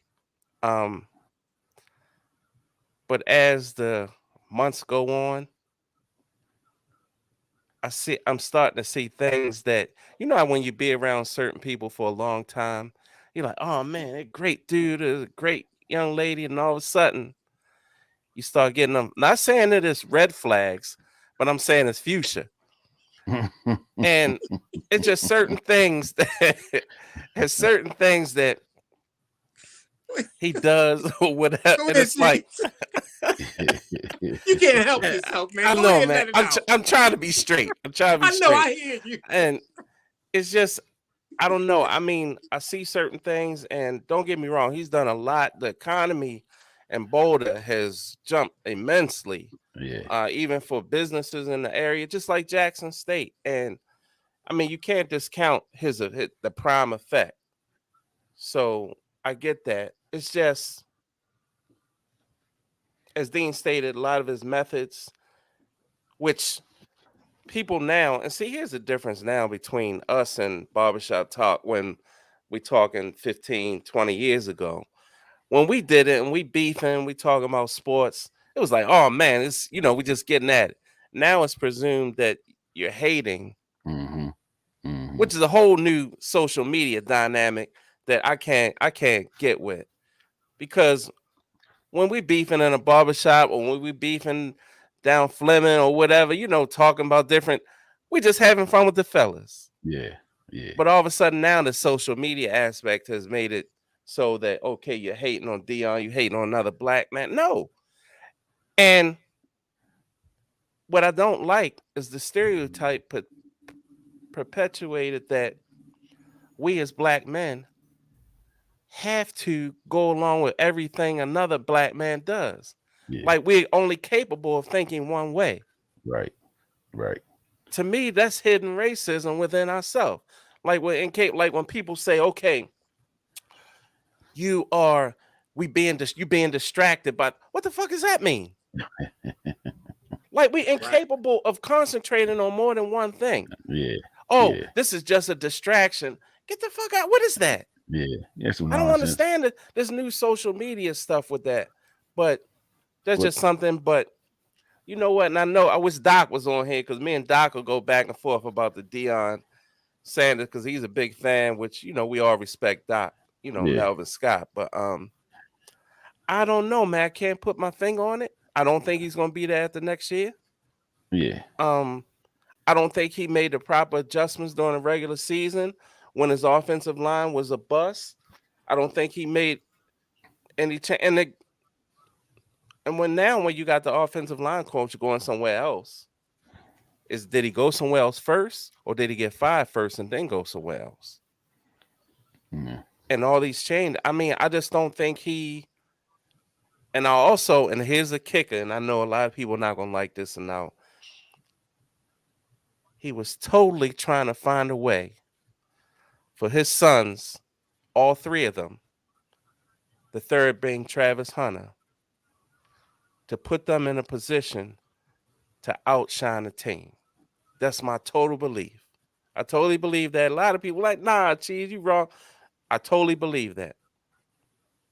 Well, we had that discussion before. Yeah. Here. So, we had that discussion here. But don't beat me up too much. No, but I mean, but if you're in position to do that, you know what I'm saying? If you're in a position to now, are you saying he did it at the expense of the team? No, I think he was. No, I think it cost him to win. I think he was really trying to win. Don't get me wrong. Yeah. But I think he did it to a fault. And we can go back and we'll talk about how the Travis Hunter, when he's coming back off of that that serious injury, and he plays 140 snaps the first game back. Yeah. First game out the gate, when he's already saying, "Oh, the Heisman gonna be in his living room." I mean, come on. I mean, stuff like that. And then you got your, like Dean said, you throwing up the Rolly sign and telling his son, "Oh, he's that dog. He's that truth." But then when he's not reading the defenses correctly, it's all deemed on him not getting the proper protection, which he wasn't getting anyway. He wasn't even getting it in the first game, and he tore up Texas Tech. No, who would they play? TCU. TCU. Yeah. So I don't know, man. Yeah. I know. Yeah. What's up, Bub? Hit my inbox. I work that out. I don't have the hoodies yet. But hit my inbox. We'll work that out. Tell you what, Twan. I tell you what, me and Twan had some good times, man.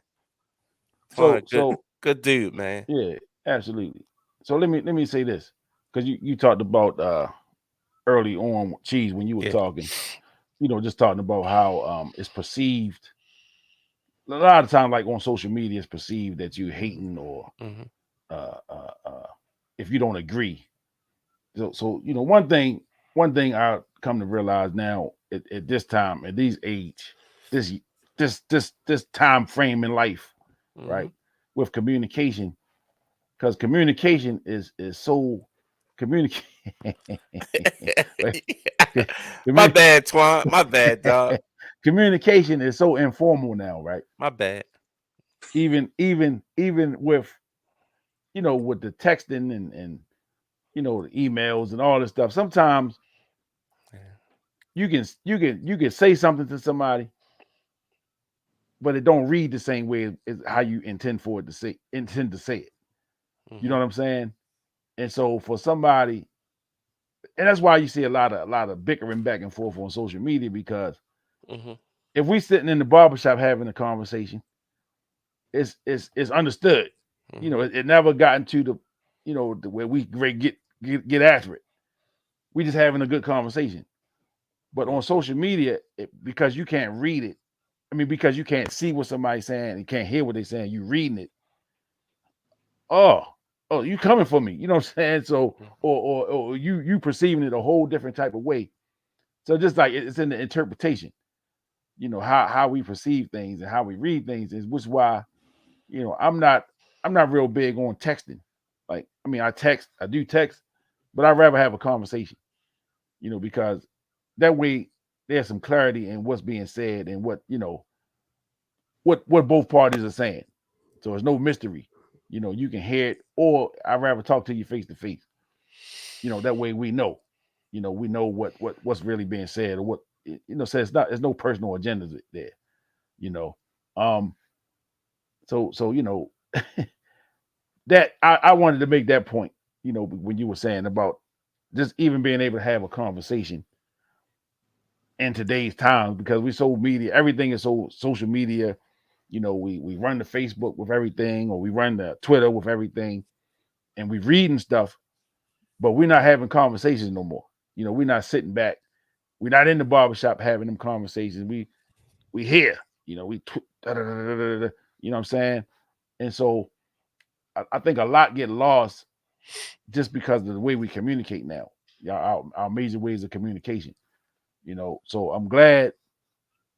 I can't wait for the day when we have a show where we all in the same room. Oh shit! You might have to have the cops outside for that. Where we all in the same room, where we can get at it. You know what I'm saying? But again, in the spirit of that old barbershop talk, that old round the way talk. In the spirit of that, I can't wait for that. And I was, when I be out and about, I be scouting little different locations for maybe, man, this might be a good place to do a show. And I ran into a couple places. I was at a place last night actually, and I said, man, this would be a nice little place to have, do the sports mix. And so I'm going to look into it.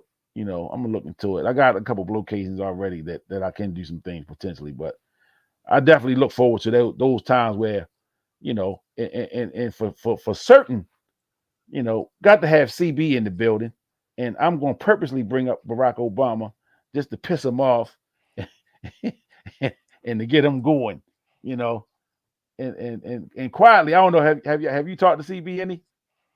Cheese? No, I mean we text briefly Yeah. last week, but Yeah, he's still waiting on that Barack that Barack conversation. yeah, here's the thing, man. I think there's some kind of way that has thrown a wedge in between me and CB's relationship. I don't know what we can do to fix it, because I'm not going to get off my hill, and I know he's not going to get off of his. Now, we can probably going to have a peace agreement or something, because I Hey. think when the meeting, and here's the thing, when we do have this meeting face to face, I'm going to try to intimidate him. What I'm going to do is I'm going to have somebody roll me in on a hand truck like Hannibal Lecter. I'm going to have a mask on. So I'm already coming out the gate with the intention on being intimidating. And, that's what I'm going to do. I'm going to have somebody, I might hire somebody for $10 to roll me in there. And, like Hannibal Lecter. You gotta keep that a secret though, Cheese, and then when it happens, it's a shocker. It's out now. I mean, let it out now. Look, probably you do it with a Barack mask on. That'd be great. That'd be great. That'd be great. Wow. Yeah. Yeah, that's gonna be a good conversation. Oh man, I'm looking forward to it too. Indeed. Yeah. Yeah, and I talked to him a couple weeks ago, and he said, "Yeah, they don't want that they don't want that smoke." I tell you what, I said, I can't wait to be in the room. I just can't wait to hear the conversation. Well, if CB, if you're listening, if you're scared, get a dog. I just say that right now. If you're scared, get a dog. Yeah, that's gonna be a great conversation. Oh man, yeah. So Coach Prime, year one, and you know what, Cheese, though, I'm kind of on the same page. Like, I don't think he'll coach anywhere longer than his sons will be in college. I kind of thought that all along, even when he was at Jackson State. I didn't think he would be there beyond once the eligibility was up for the two boys. I mean, I just, my thoughts. I don't see him long term anyway. I just think, it's really because of who he is, and he's able to put himself in a position. Do you think that was now this is a question for you guys. Do you think that was discussed when he was in his contract with Colorado? Because I'm quite sure if I was the athletic director, I'd be like, look, Coach Prime, I know your son's got a couple years of eligibility. Do you think that you would be coaching after they leave? Do you think that was a question that was posed to him? I'm sure it was posed, but I think Deion is intelligent enough to not divulge, if that's his true intention. I think he's smart enough, and he got the right representation, lawyers and things, to kind of structure them contracts in a way that if that's the case, because he's not going to leave no money on the table. Yeah, Twan made a good point, though, fellas. And Twan, that's a great dynamic, Twan, that you brought up, is that his health as far as his feet, his legs, which is something that even though he had, whether it gets worse, whether it gets better, I don't know. But that's a good point, man. I mean, I got to throw that in there. It's a good point. Yeah. Well, I watched that Coach Prime on Amazon. I was watching season 2, I guess, today. I didn't even realize they had a season 2. Mm-hmm. But it was the episode I saw was leading up to the TCU game. Mm-hmm. And when the episode first came on, I don't know if you guys saw it, he was going in for a surgery. I guess that was back in the spring or summertime. So he had a surgery on his foot, mm-hmm. and they had put some pins in his toes, and he was just talking about his goal at that time was to be able to run onto the field at the TCU game. Mm-hmm. So I don't know at what point in the season, what point in the year that was. It had to have been springtime mm-hmm. or whatever. But yeah, his health, man, is definitely a factor. And once they start cutting on you, usually it don't stop. Mm-hmm. Usually, man, because I mean your body's built a certain way, and when they start cutting things off, and you got to readjust here, and you got to do this Mm-hmm. different and do that. I mean, and so he's already having to massage it every day just to get Mm-hmm. he having issues with blood clots and things like that. So yeah, he's definitely not somebody that's going to be a coach long term. Mm-hmm. I just don't think so. I don't think for number one because he'll be out of there once the kids are done, Mm-hmm. and then number two, and probably more important than that is his health. Mm-hmm. Will he be healthy enough to be able to walk a sideline for a 2 or 3 hour football game every Mm-hmm. Saturday for the Mm-hmm. next 3, 4, 5 years? I don't know, but That's What I did true. don't he I don't sign? think. A 5-year deal? I'm not sure. I'm not sure. I'll check it out. I'll Yeah, check I'm it not out. sure. Yeah, but I don't think Deion Sanders would ever would lock himself in, you know, Mm-hmm. to where he can't get out. But to your point, I would think that the Colorado folks brought that up and discussed those things with him, with his sons, Mm-hmm. eventually leaving college football. I'm sure that was a conversation, but I don't think he would lock himself in. Mm-hmm. Historically, Deion Sanders has followed the money. If you Yes. look at his whole career coming out of college, Mm-hmm. going to Atlanta, left Atlanta to get that money from Frisco, left Frisco to get that money Mm-hmm. from the Cowboys, left the Cowboys and signed that nice big signing bonus with the Redskins, and then came out of retirement and played a little bit for the Ravens. But he went to Jackson State. They was paying him, I don't know, Mm-hmm. $300,000 a year. But then you turn around and see what Colorado was throwing at him. He followed that money. Now, once I agree with what you're saying, Cheese. When them Mm-hmm. boys leave, Mm-hmm. it's gonna be some other opportunities for him. I think he's Mm-hmm. gonna follow that money. And Yeah. I was surprised that him and Tracy stayed together for as long as they did. Now they're done. Yeah. Mhm. Yeah. Yeah. So Good point. so I don't know. Did that have something to do with all the stuff happening at Colorado? I'm pretty sure that all this attention may have put a lot of strain on their relationship, and now Mm-hmm. they're not together. Yeah. So Yeah. I mean, It's, Uh-huh. it's a, maybe it's a, Deion losing that whip appeal. You got them. it's a 5-year deal 5 year, okay. through 2027. 29.5 mil, Mm-hmm. 5.5 Well, up front. So what? How much? What? 5.5 million? 5.5 for this Yeah, year. because I know they didn't have much. I don't think he got paid on this contract in the beginning, did he? Well, I know they were I saying know when they were they short of money or when something. they signed them last year, Yeah. the AD came right on. I think the next day, Yeah. telling me we don't even have the money to pay him. Right. But we gonna find it. They I tell got you that. That says a lot, and I gotta give respect for whoever the DA was who said, "Look, we want this guy," and they, but you gotta give respect to Deion, man. He moved the needle. He got the money circulating, Yeah. and I know the people out in Colorado, they probably happy as a, whatever to have him kind of circulating the economy like that. It's pretty amazing. A brother no less. And I tell you this, I'm really pulling for him this coming year. So imagine if they go 8-4 or 9-3, how much more, Yeah. I mean, because the fan base is there. I mean, Yeah. Oh yeah. and they're Yeah, going to absolutely. spend money to get them. I mean, the tickets went up exponentially. I mean, he's going to have, a lot of support from the alumni and all that. So, Yeah. yeah. Yeah. So I wish him well, though, Yeah.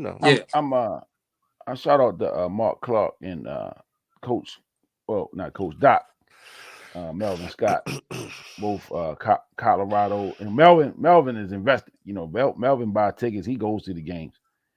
You know what I'm saying? And Mark Clark, who's been on the show with us, he told me a few months ago that he's a coach, more of a Colorado fan than a Ravens fan at this point. Wow. And so we Hey. we want to get on.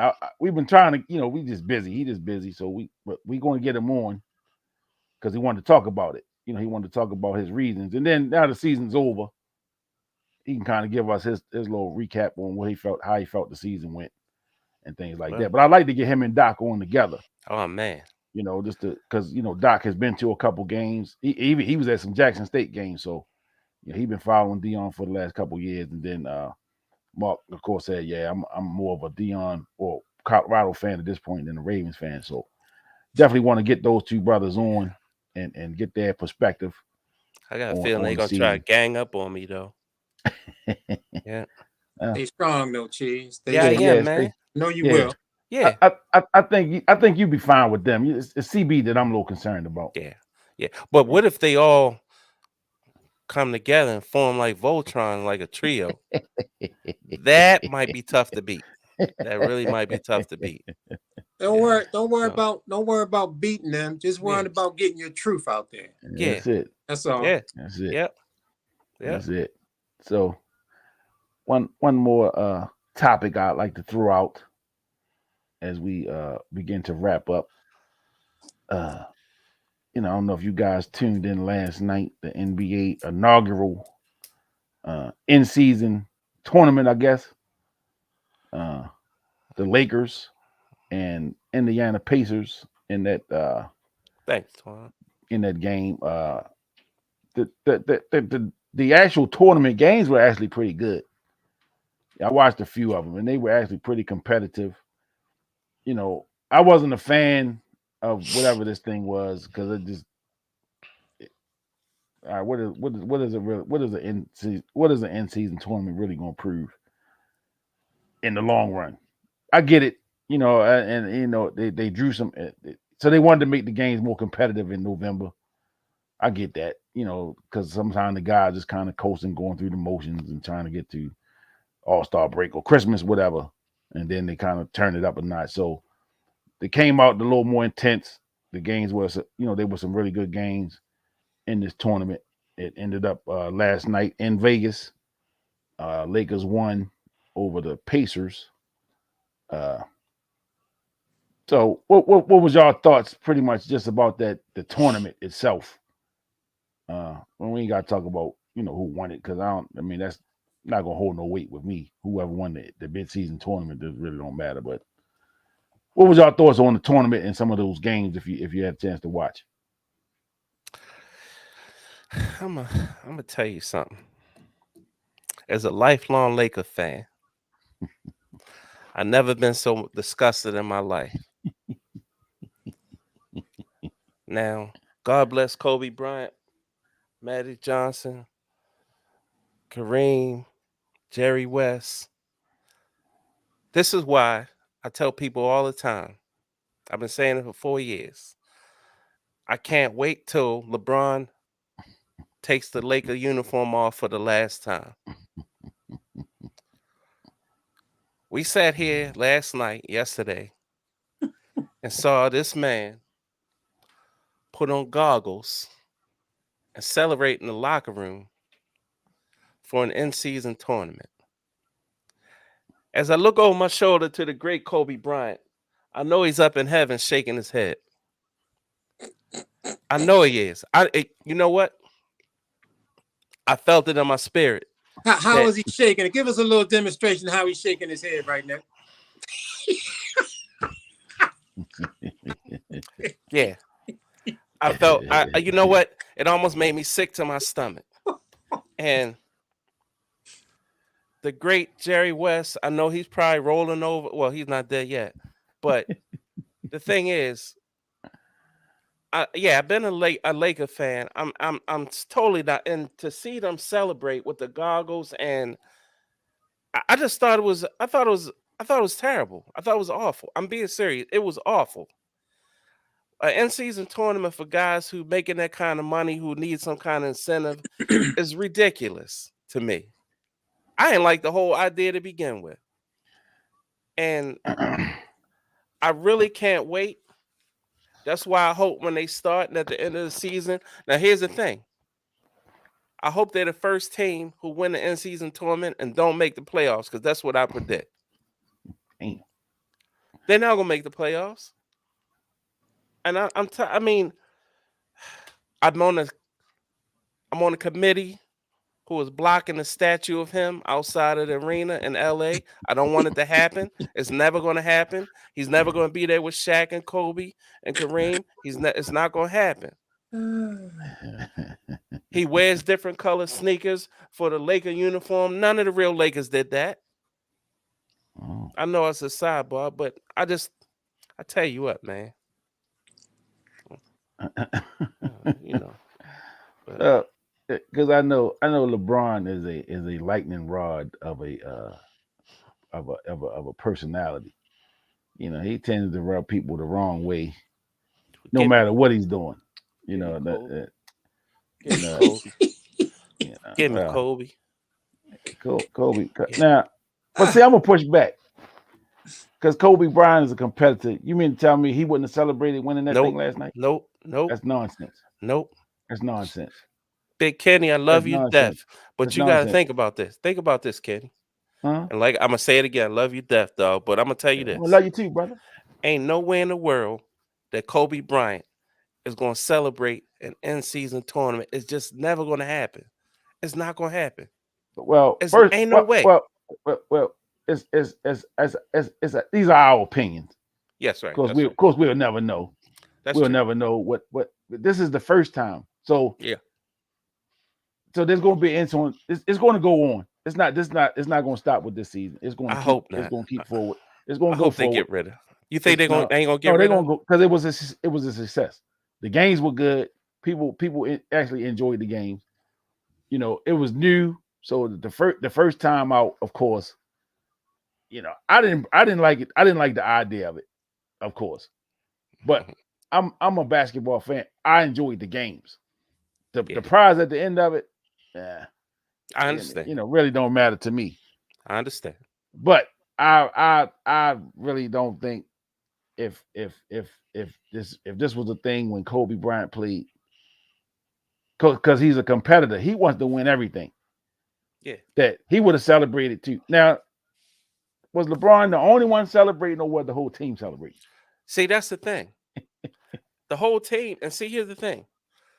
I don't think if Kobe was in that locker room, this is just me, just like you said, it's speculation. We don't know. But I don't think if Kobe was in that locker room, they would have had champagne in that locker room for an in-season tournament. I totally don't believe it.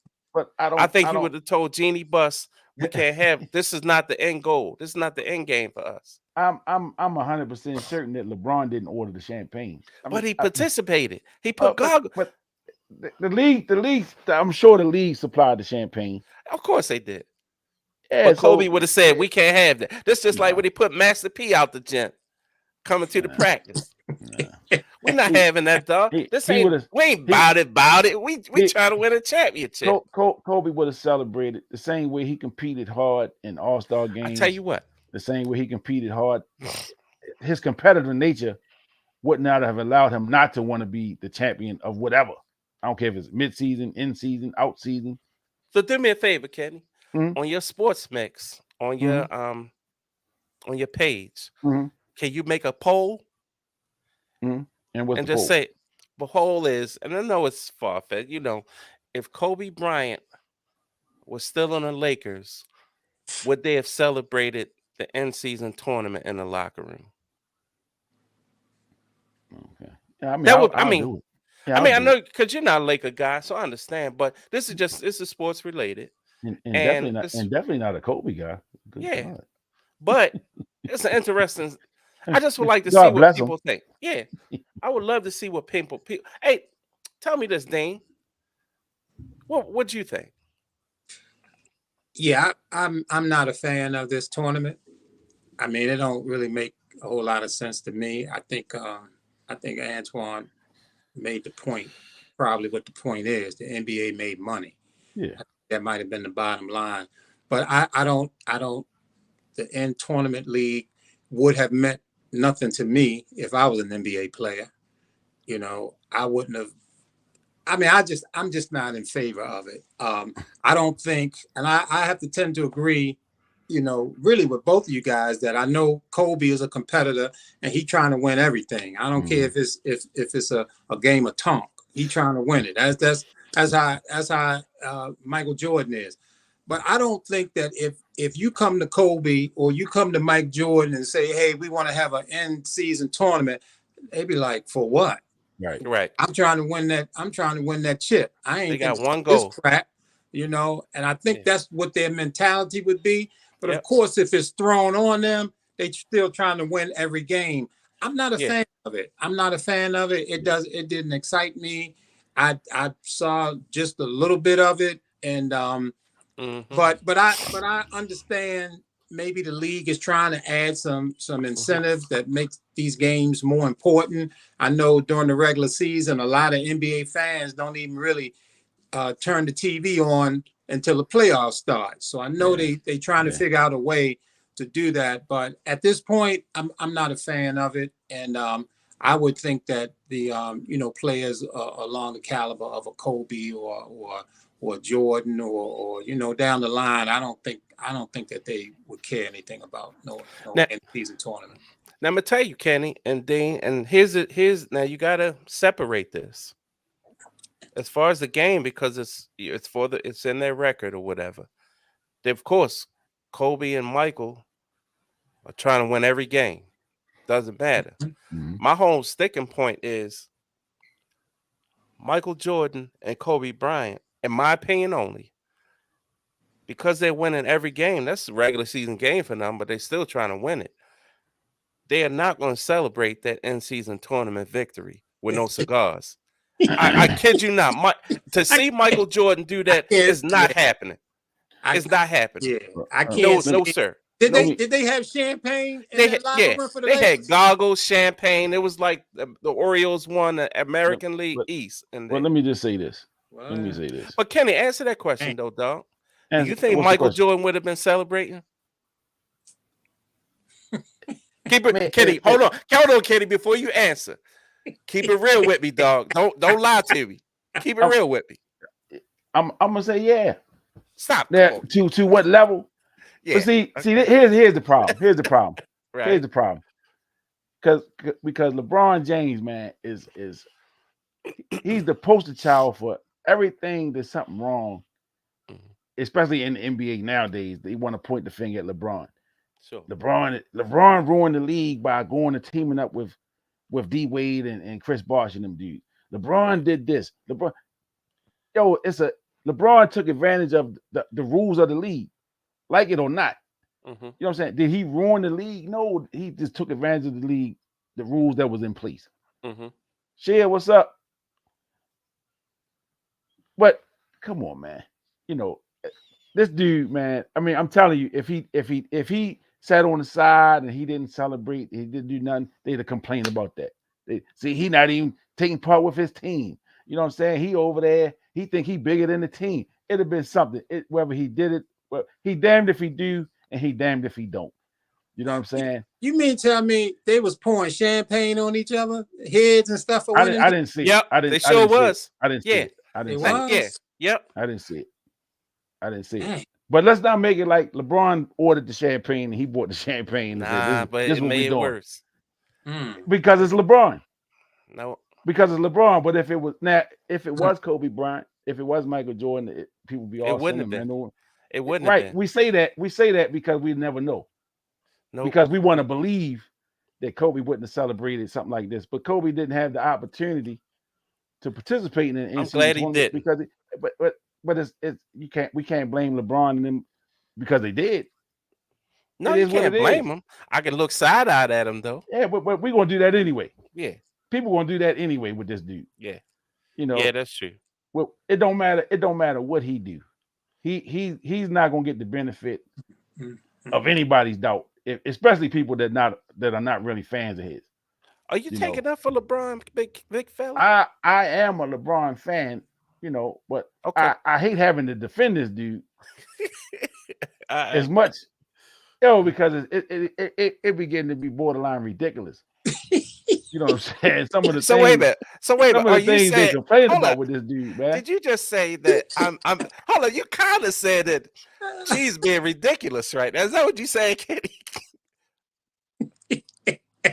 Hold on, he froze up. We talking was who did I freeze? I'm still here. Oh yeah, Can you see me? you kind of lagged a little bit. You're good though. Oh, okay, that probably Maybe was the Kobe. FCC That delayed you because they knew you were about Kobe. to say. That probably was Kobe messing with Yeah, my internet. yeah. Because I'm great. Go on. You probably about to say something Muggsy bogus. Probably about to say something Yeah. Muggsy bogus. But yo, I mean, with LeBron, you know, I'm telling you, man, He freezing up, man. dude, is he can't do. There's going to be somebody or a segment of people that's going to find fault in it because it's him. Yeah, You know, yeah. this is the inaugural in season. This thing is not going away. I can promise y'all that. And I'm not sitting in the meetings with them, but I know they made money off of it. They're gonna deem it a success, and it's gonna come back, even if it's for a short time. It'll be back for the next couple of years. So let's see who's celebrating next year, and let's see if they get ridiculed for it. And if it's not LeBron and the Lakers, I'm sure whoever wins it will not get ridiculed for popping champagne and celebrating. I'm sure of that. But because it's LeBron, yo, that's just me though. Rod. No, it's not just you. Oh, okay. It's not just you. Because I saw some stuff. Oh, today. You saw it? Okay. I saw some stuff today. Okay. You know, I didn't watch I didn't look at ESPN all today, so I didn't see the champagne, none of that. You know, I didn't see none of the celebration. I watched the game. I saw them win the game, and then I cut it off. So did they? So did they play these games all at one arena? No. They were played. They were played at the regular arenas. Oh, okay. Just the semifinal and the final were played out in Vegas. Okay. Yeah. So, you know. So again, how did they wind up selecting who was going to be in the tournament? Everybody was in it. Oh, so the whole league. Yeah, they had it broken down into like I guess they try to say it was so like an NCAA tournament, like East and West, and you played your way into like the you know how you play we do a tournament, we got the bracket round, and then you got the play-in, the pool round, and then the bracket, all that crap, and they did it like that, And LeBron was named the MVP, right? Yeah, he was the MVP of the whole. Which is another thing I saw people going in about today, because AD had like 40 and 20. I saw that. And why wasn't he the MVP? But the MVP is the tournament MVP. It's not the game MVP. It was overall. So, so it's like, well, they gonna make it so LeBron can win this. Yo, stop. But it's because it's LeBron. Well, and he's somebody that Cheese. I know you can't wait till he's gone. From the Lakers, anyway. Yeah.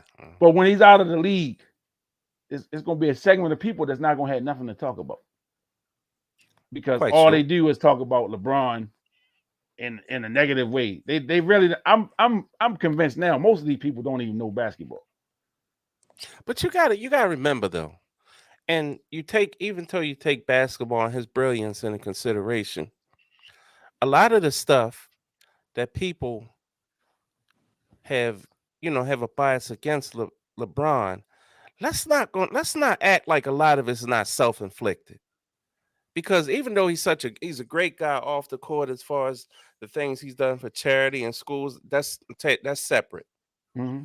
But a lot of the stuff, the arrogant stuff that he's done and said, that's probably why. That's why a lot of people didn't like Kobe. That's why a lot of people didn't like MJ. I mean, for whatever arrogance that they had, but I just think LeBron has a different kind of arrogance, calling himself the GOAT and this kind of stuff, and you kind of, undervaluing the guys that played before you and little things like that. Now, to us, or to some people, it might not be a big deal, but when you're saying, okay, you're a big MJ fan, and yet this young man has become the scoring champion, all of a sudden he proclaims himself the king and the GOAT of back. I mean, that rubs people the wrong way. When you say, okay, I'm taking my talents to South Beach, and this big ESPN production that rubs people the wrong way. Mhm. I mean, so I didn't like that. yeah, I I mean, thought that was so overdone. even though he's been done 10 other great things after that, as we know in social media, that one thing can allow, just like a lot of people said when Jordan was gambling, they didn't like him after that, but he won 4 championships. I mean, come on, Yeah, so it's just little but things like that. and I'll quote the great Al Sharpton here. You know, when he was speaking about Michael Jackson, when I believe after his funeral or maybe at the funeral, and he spoke about how he was speaking to, I think he was talking to Michael's kids, and how people would say Michael was strange and he was this and all of the things people said about Michael Jackson. And Al Sharpton put it probably as best I ever heard it. And I hate that I'm quoting Al Sharpton here, but it is what it is. I guess he's good for a good one every now and then.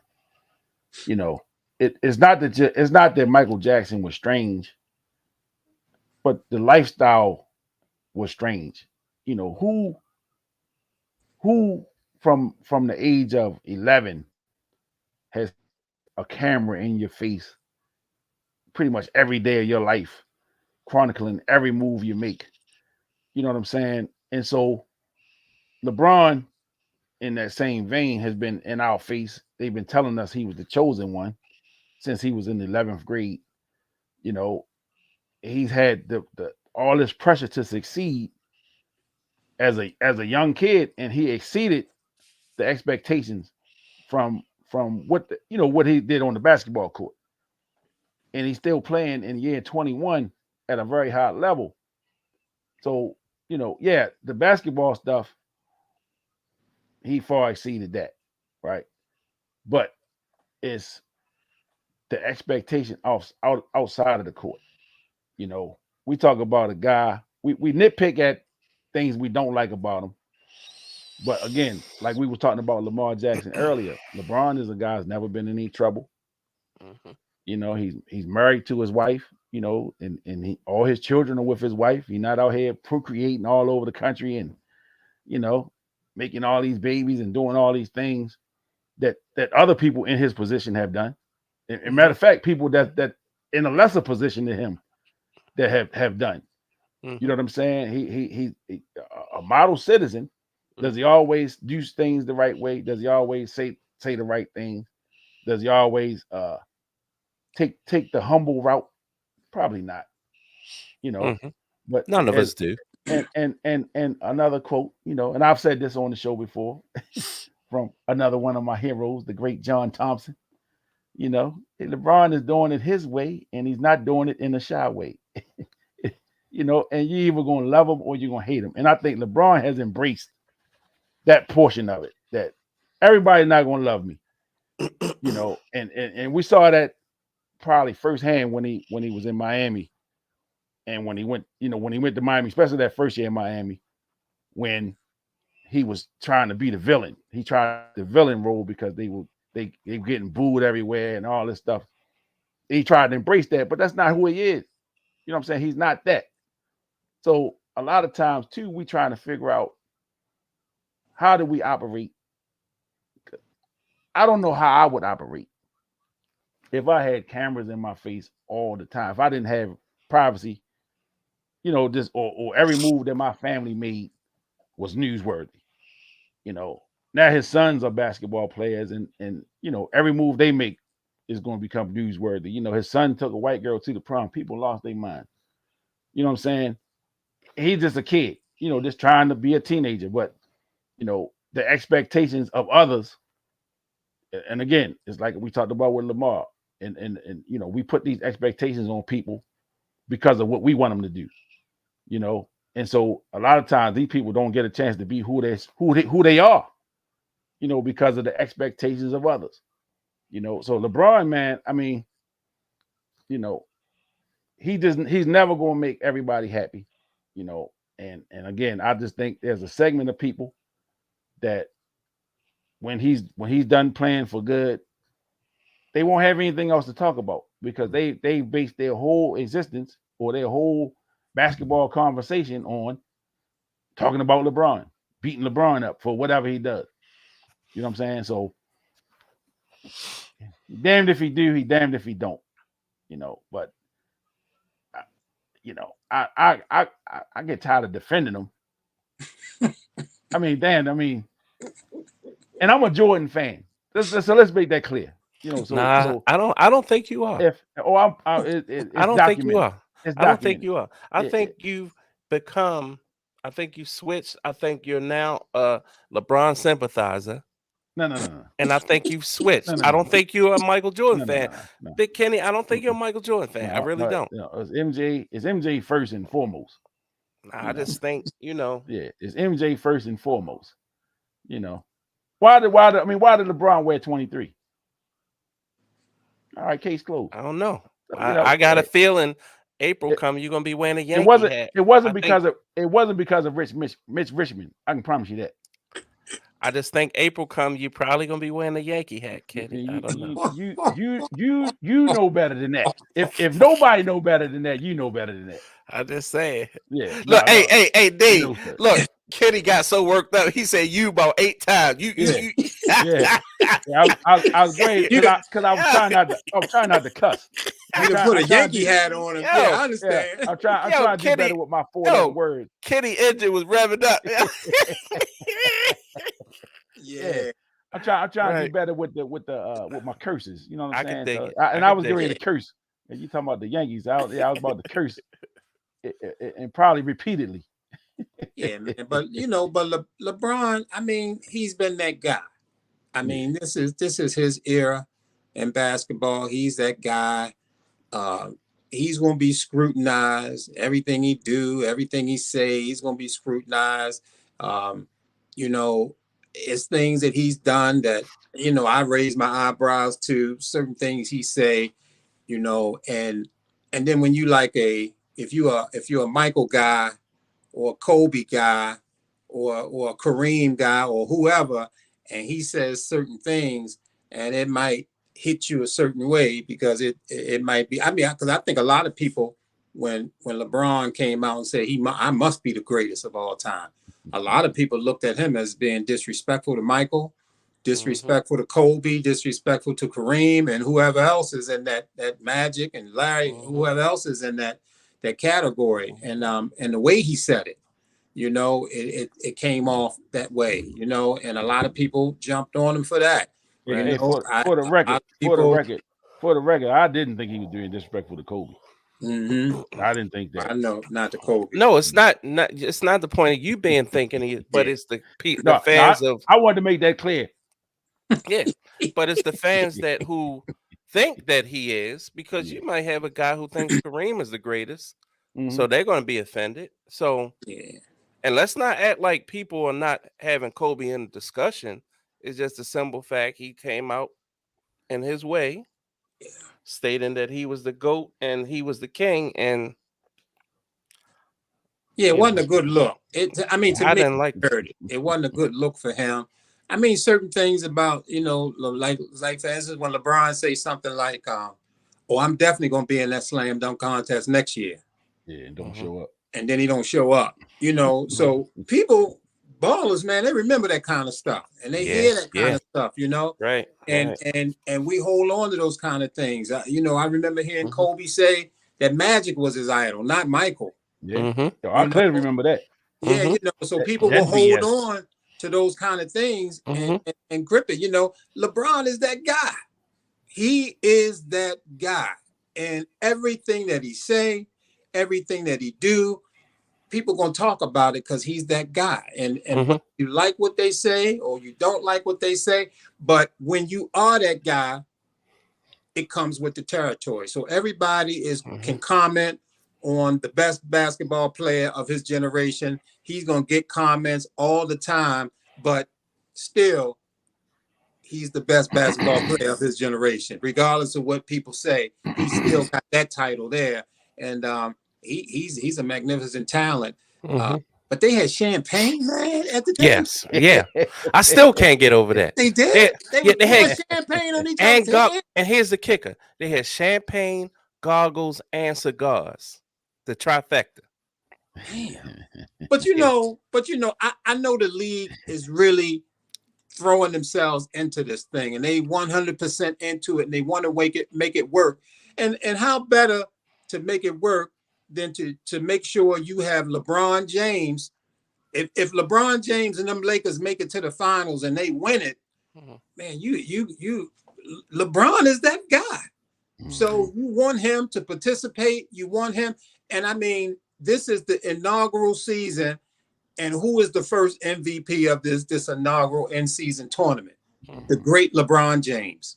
Yeah, the king, if you will. Right. So, you know, all that stuff come into play. And, you know, I'm not mad at him, but I still, this in-tournament thing, it hasn't grown on me yet. And so I have to look into it a little bit more before I become a fan of it. Let me give a shout out to brother Charles Brooks, who was watching. The past couple comments I posted were his. You know, so I don't know if he came. I don't know if he came in before or after the. Well, hey, Brooks, I'm glad you didn't get on board early, boy. You'd have came through these phones on us. Yeah.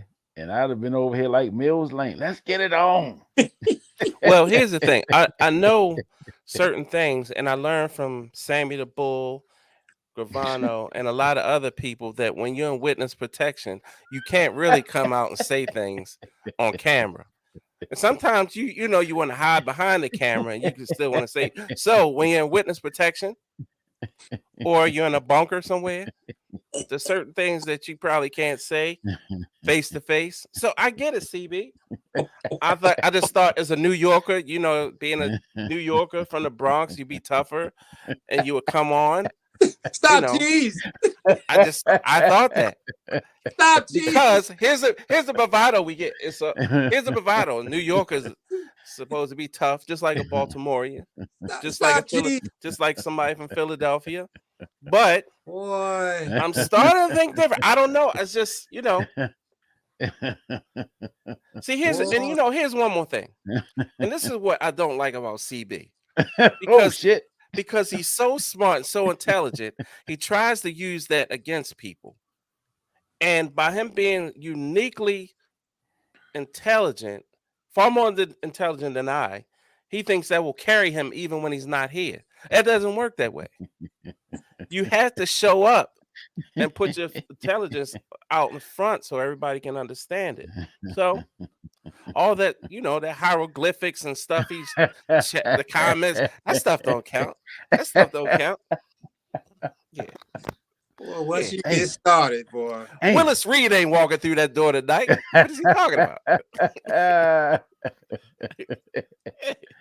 Damn. Boy. I guess that's what you call calling somebody out. Yeah. I tried to stop him, Brooks, but he wouldn't listen. He kept going. No. Oh, once you get started, cheese, man. But you know, yeah, I mean, but relentless. We all know CB is way. I mean, I don't have to say he's way smarter than me. I'm just jabbing at him because I love him. But I'm gonna send him a Charles Smith jersey for Christmas. That's how, you know. Wait a minute. You said you were jabbing? Man, they sound like haymakers to me. Haymakers. Sorry. Damn. It looked like Mike Tyson against Marvis Frazier in the corner. Right. Gosh. Get him out of here. Yeah. Come get him, please. Stop this thing. Dang. You know how Tyson would beat somebody down and then go over there and try to help him up. Yeah. That's what you was just doing, Cheese. Yeah. And then, but he's the most intelligent guy I've ever seen. Yeah, he really is. I'm being honest about that. But I mean, you know. Yeah, Coach Thompson had a saying for that. He's fattening frogs for snakes. Yeah. Fatten them up and then go feed them to the snakes. Yeah. I know I'm gonna get it next time CB on here. I know I'm gonna get it. Yeah, he's probably boiling right now. Oh yeah. Yep. He's probably boiling right now. But hey, Yeah, I'm gonna do a little research on that end season tournament though, just Yeah. so I'm clear about what it's all about and how it turned out and locker room celebrations and all that kind of stuff. I want to take a look at that. I'll definitely Yeah. check it out. Yeah. Yeah. I'm about to get I'm about to get ready for this game, fellas. Who is the next game? Eagles Cowboys. Oh, that's a good one there. Yeah. Yeah, and I know CB is a Cowboys fan, so I'm sure Yep. he getting himself ready for that. Yeah, it's gonna be a good game. Yeah. So Cheese, Uh-huh. how did you ever get a chance to talk about, or was that you talking about Norman Lear? I briefly just talked about him a little bit, and yeah, just some of the different sitcoms he had in the Sure. early 70s and 80s, and I briefly talked about some of the creative methods that came into question as far as he was concerned. Sure. I didn't dig too far into it, but just going over some memories of some of the different shows or whatever. But it was more just me talking. It wasn't anything deep. Name some of the shows that he was involved with for the list. What's Happening, Good Times, Maude, All in the Family, Jeffersons, the Jeffersons. Uh-huh.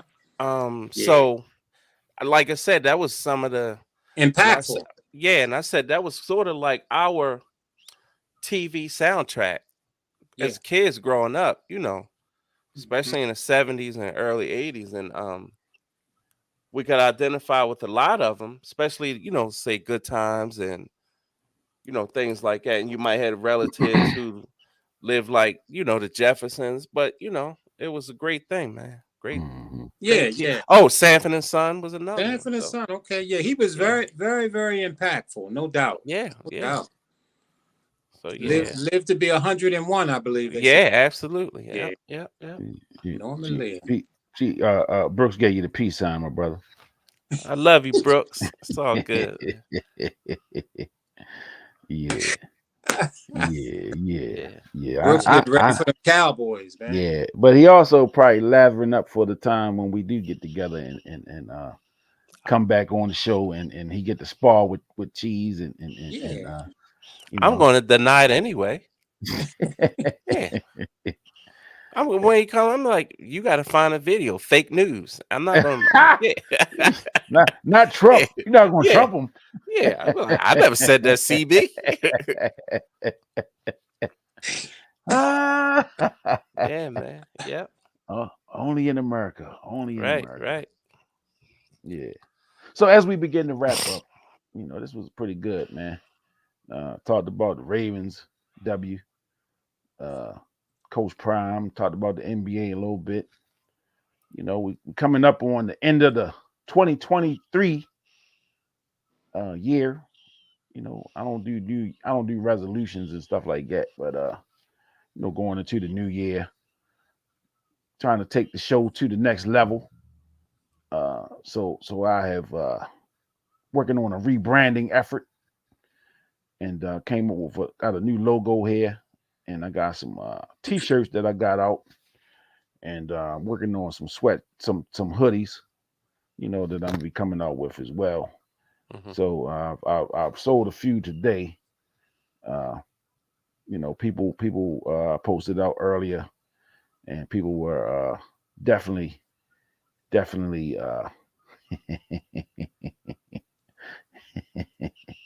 Let's see, B. I didn't forget about you, Cheese. You notice he spelled Barack's name with a small B. Yeah, I see that. And that's probably intended. That was intentional, Cheese. Yeah, pun intended. Yeah.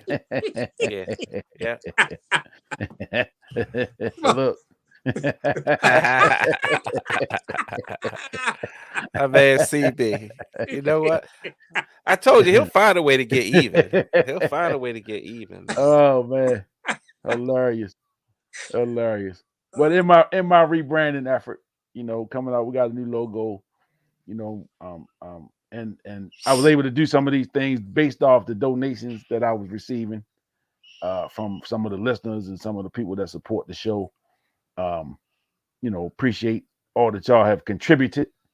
Now's the opportunity for me to rebrand the show, personalize it a little bit, with the beard and the hat. Anybody know me, I'm always wearing baseball caps, and the beard has became kind of my symbol, I guess. People remember me by the beard now. So, I kind of wanted that to be part of the logo moving forward. So there's opportunity if you would like to purchase any of the merchandise, and there'll be some more merch coming down the road. But I got t-shirts right now if you want to purchase. Coming to, hit me on the inbox. T-shirts are $25. I can take the Cash App or Zelle or whatever, cash, whatever, however you want to do it. I'll deliver them, or if you're not in the Baltimore area, we can put them in the mail and get them sent to you that way. But as always, I'm appreciative of the support from the people that watch, from the people that have watched me grow, watched the fellas, y'all come on, man, y'all help me with this platform. We have some great conversations, some great debate, old school style, barbershop style. It's not nothing personal. We all still speaking. After we had some heated debates. Being cheese, we meet at the track sometimes, and we laugh about some of the stuff we go back and forth with. But it's cool, man. Like we don't. It's never personal. It's never a personal, man. It's we just talking sports, man, having fun with it. CB, shout it out to you, Dean. Yeah. What's up, Brooks? What's up? Yeah, we miss you, man. We definitely miss you. I forgot. I missed this one. He wanted to get the full name in lowercase. Yeah, that's right.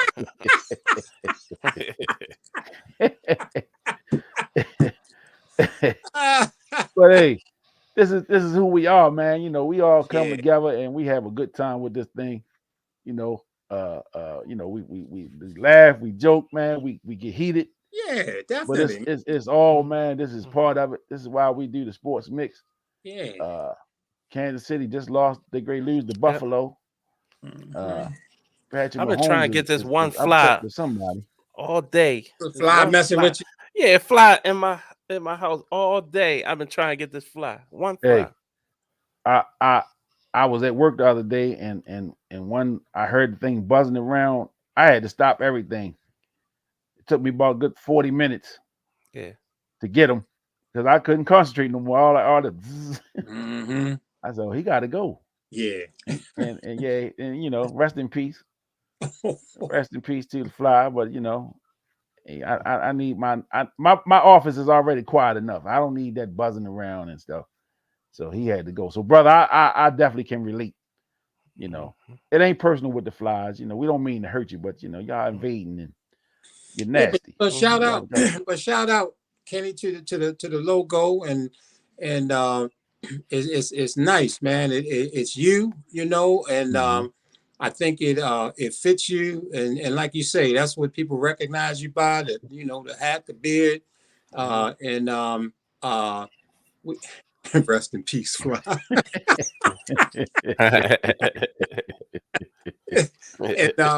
and we definitely looking for the listeners to definitely get their orders in. I'm definitely gonna get my order in. I can't wait for the sweatshirt to come out and whatever else come out. So, but yeah, it's all about the growth, and I love being part of the growth, and I love watching the growth. So keep it moving.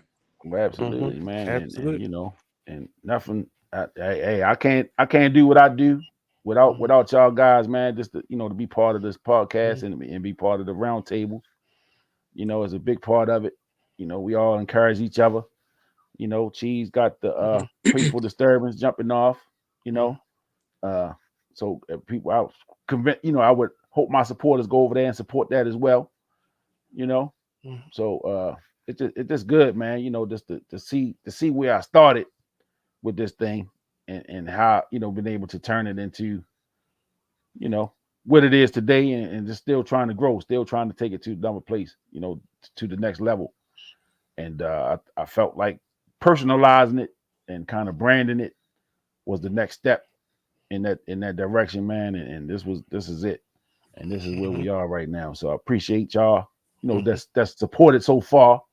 with the purchases of the t-shirts, you know, the compliments, the encouragement that I continue to get, you know, from people, just, you know, telling me they like what we're doing, they like, you know, what I got going Even the on, everything. haters. We thank Yeah, the or haters haters too. too. I need that. Yes. You know, I need that kind of motivation too, because Right. you know, because I don't want to feel like I'm just doing everything right all the time. You know, yeah. So I need to Well, know. why? Tell me this. I'm trying to understand why. I guess why would it be? I'm trying to think. If it's got to be pretty miserable if you have a hater. I don't understand who would want to hate on something Sad. so positive and you know, something that people can listen to. Or if they say we had a rough day at work, come home and get some laughs. So I don't know why people really want to hate on it. I don't. So, but you know, people You hate. probably have to really dig deep to hate on it, I guess. Yeah, but you But know, people, man, this miserable. You know, they miserable in their own life, and you know, I'm gonna just hate on Kenny today Yeah. because he doing something. I could do that. I could do that better than he doing it. Yeah. You know, yo, you think this is gonna make you a sex symbol? no, no, Because no. here's the thing. Now Yeah, that you're gonna have, I was that before this. yeah, So I you mean, know, you know what I mean. But here's the thing. Now that you're gonna get a higher profile, do you think that Boy. that's going to because you might get a call from People Magazine. You might and get I'll a accept. call from yeah. I mean, because this could catapult you into that Matthew McConaughey, Denzel Washington kind of thing, where you know it's kind of like you know. Brooks, I think we need another comment from you. There it is. Oh, there it go. Thank There it you, is. Brooks. I don't know. I don't know. Thank you, CB. I just kind of think once you get to that sex symbol status, you kind of probably not going to have us on the show anymore. So, Oh cheese. no. Cheese. I Huh? mean, how, where does that, where, that, I don't even know how to ask the question, man. I don't know that. Where did it come? How did that? I guess because you're talking about the haters. So I'm like, you know, the social media and sports mix, and then he made it to where he had the beard on, and you notice how the beard is perfect on the shirt. So art imitates life, is what they say. So I'm thinking Kenny's already at a head start to try to become a sex symbol with this thing. Yo,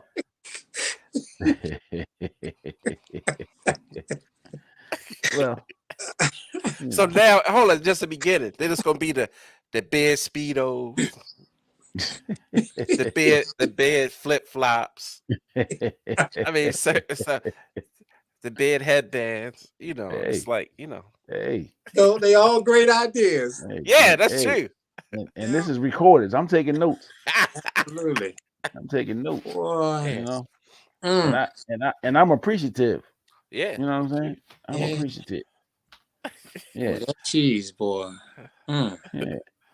There's people who sometimes don't want to see you succeed because their life is miserable. Absolutely. That's my man Thaddeus Hall from New Start Church, my brother. Okay, what's up, Dad? Yeah, I could dig it though. Nah, seriously, nah, that's great, man. But like you said, I mean, we've all been your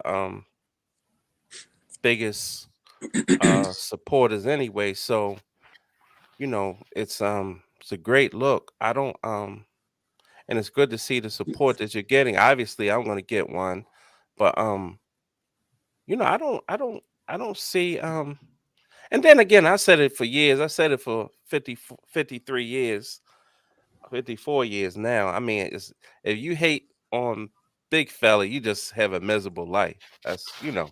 Yeah. So Yeah. I mean, I'm Well, you know, I'm about to get into my LeBron bag. I mean, I'm this lovable kind of guy, you know what I mean? nah, see now you bring LeBron in it, and now kind of yeah. Yeah, why not? Yeah. well, I You know? mean, there could be some people out there hating on you, Kenny, just because you defend Yeah. like a Lamar Jackson or Oh, absolutely. you know, so Yeah. you'll get that kind of hatred coming at you. You could and for real, you got haters out there on you. hmm You know, But I think when you get to a level of maturity where you can separate your opinion from the person that you're supporting, right? Mhm. So You can say, "Oh man, Kenny bugging on Lamar," what or he talking about. Mhm. But the fabric of you is like what they should support. Yeah, Yeah. So Yeah. I agree. And that maturity level, a lot of people haven't reached that maturity level. that's true. Mm-mm. Yeah. Mm-mm. Yeah. Mm-mm. Yeah. Because it's more fashionable to be disagreeable. Agreeing to disagree is a lost art in this day and age. We got a beef, or we Yeah. want to create some kind of controversy. Mm-hmm. We want to be on TV throwing liquor bottles and shit like the Housewives Yeah. of Atlanta. All Somebody, that crap. Yeah. all that All loving hip foolish. hop. Everybody beefing and all Right. that craziness about nothing. There's no subject matter that will come up in any of the discussions that this group have that's going to break down any kind of friendship here.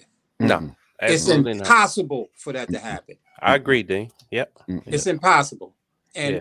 ain't nobody mad at nobody for disagreeing with an idea that somebody may have. We don't care about that. We at a level of maturity that's what it is. Somebody Yeah. like this, somebody like that. Yeah, And we keep absolutely. it moving. Nothing's going to disrupt the chemistry here. Absolutely. There you Very go, good CB. point. There you go, Yep. CB. None. Yep. Exactly. Except Rock. Yeah. Yeah. Y'all wasn't gonna think I was gonna. Y'all didn't think I was. But yeah. Yeah. See, CB, she's mad because you put them lowercase letters for Yeah. that man's name, Yeah. CB. Yeah. That's always gonna be a point of contention with me and Charles. But I'm willing to get over it if he's willing to get over it. He said exactly. Y'all throwing haymakers, boy. But Yeah. I want him to get over it first before I. Yeah, that's right. Oh man. Woo. Yeah. Yeah. Hey that's right. CB, when you're available, brother? When are you available to come on the show? Because Wait a minute, hold on. I need to get this set up. Well, he's at the SPCA right now getting a dog because it's never gonna happen. So cheese. Huh? Cheese. For your podcast, for your shows, are they on your Facebook page? No, but they're actually on YouTube. Okay. Oh, you got a YouTube page. Yeah, and I do like some of the lives. I Yeah, like to watch some of them. yeah, but it's Okay. I appreciate it, man. But And what's your YouTube page? The Peaceful Disturbance. Okay. Yeah. Oh, that's a hell of a name. And tell them where you got that name, Chief. I don't know. I remember it was around the time when John Lewis passed. Yeah, And you kinda yeah. wanted as a kind of a tribute to him. I appreciate you remembering that, Kenny. You actually right, man. And it's just something to of course and I don't want to get too because I know it's a show. I'm be really brief. It's just a way of going in different topics, and it could be sports, it could be politics, it could be current events, entertainment, whatever, but just giving a diversified look in the world, and no kind of judgment being thrown, just something where people can come on. Tomorrow, having a baseball instructor, one of the big time baseball instructors, here in the city, and so it's kind of like different subjects. Sure. Yeah. Yeah, awesome. So I got a big show I'm working on. In the next, I'm gonna try to get it done this week. I know with my basketball, it's just been a little tough. I know I got a gap and in the game in the schedule, and then the holidays is coming up, so I have some time. But I got a show that's coming up, and I'm gonna be talking to James and Goose Smith, talking about their dad, Mr. Smitty, Mr. Osceola Smith. So they are working on getting a statue made of him to be put down in Turner's, and the lot, I believe, they're going to put it where the parish's building used to be at, the parish's store. You know, it's an empty lot now, and I believe that the lot has been purchased, and they, you know, waiting on some, you know, some legal things to and I think the county's supposed to kick in some funding and all that, but so they're going to come on, and we're going to talk about, you know, Mr. Smitty, his impact on the community. You know, I think all of us have had some kind of dealings with him, whether it be coaching or just in the neighborhood, you know. So that I'm looking forward to that, having that conversation, man. Just knowing his impact, and just that I got a little piece of it, because I was there at the end, toward the end of his era as a recreation leader and the coach down there in Turner's. I got a little piece, you know, and so I definitely am looking forward to that conversation, and just hearing some of the feedback and kind of what their efforts are with the fundraising and all of the things that they got going. So looking forward to that. That should be a pretty big show for us at the Sports Mix, and definitely for the community, you know, with his impact in the community. So, hey Kenny, when did you put? What's the forecast on when you may have them on your show? It's in the next week or two. Okay, it's based off my schedule, because you know, with my basketball games and stuff, sometimes I get home a little late, and I just don't be feeling like it. So, I told him just to be on standby, just until I can kind of figure out exactly when I want to do it. So it'll be in the next couple of weeks that I'll set it up and get that done. So, but I'll definitely let y'all guys know if y'all want to jump on, or definitely if you don't want to jump on, just tune in, you know.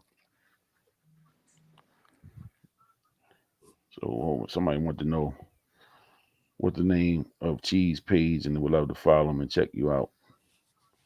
So you want to give your, I think that's Thaddeus, if I'm mistaken. I appreciate that. Hey, Kenny, I know you. Can you type it in for him? Because I know he probably can see it. If you put in, you know, peaceful disturbance on YouTube. I appreciate it, man. Thank you. Let me see. I'll just put it in the comments. But that's how it is, though. I mean, I appreciate it once again, but that's how it is. Even like I told Kenny, when I'm out, and especially at work, and you know, customers and the fellas that work, and I got all of them to subscribe to Kenny's channel, and I think that's how it should be. I think, you know, if you got friends and they support you, all of them subscribe to my channel, and I said, hey man, y'all do me a favor, and they went on, subscribe to your channel. And I think I told Kenny quite a few times how the guys, you know, they'll sit in the back and they'll watch the episode in which we're you know, laughing and talking, you know, when they're on their downtime. So it's pretty cool to see some guys you don't even know who, you know, kind of watch the videos and stuff. So yeah, I appreciate that. And what about CB's? What he got? The Brooks Blackboard. Yeah, and that's something that and that's a what? That's a website. That's a website. Okay. Yeah, but he does a lot of different writings on political issues. I don't know if you know Dean already, but and probably if CB, if you're on here, you can kind of explain it more. But I'm gonna tell you this, and I send CB messages at work because it takes me about 20-25 minutes when I'm reading his stuff, because I read it. You know, sometimes when you read stuff, you got to go over and look at it again, because you got to take in what I just read. And I tell you, man, when I say CB is a supreme writer, I'm not kidding. And the best thing I can say is he forces me to think about a lot of issues. And that's the best compliment I can give him, is that he forces me to think, especially think outside the box, because, you know, he's a well-rounded guy. So I really enjoy his articles. Yeah. Well, I tell you, and I think I may have been mentioned this to Kenny. One of the previous episodes we were all on talking about what's the guy that has a podcast and he called Dion a Pee Wee League coach. Jason Whitlock. Whitlock. Yeah. Oh man, the way Brooks broke him down. Brooks was going into get ready to make a conversation about what the man said, but he broke down Jason Whitlock before he went into his conversation, and he broke his ass down for real. I mean, he broke him down. I was so impressed the way he broke him down, and then he went into the point that he was making. So you know that he was in his realm. I could tell he was in his world right there. Yeah. And boy, he was on point, man. Really on point. Yeah. Brilliant guy, man. Yeah, CB, man. So we published my articles and stories from a number of different news sources that tell our political condition. Yeah. Our political life. Okay, I got you. Yeah. Despite his shortcomings. Oh shit! Here we go. Yeah. Go ahead, Cheese. Oh, you guys didn't think I was just going to lay down and give him all these compliments without giving him something that I really felt about him. Boy, I tell you. I tell you. Did he say he about to start a white channel? Oh. Is that what Charles just said? He said, oh. Oh. No, he said you motivated me to start a white channel. Oh, YouTube. Watch it. Oh. My bad. My bad.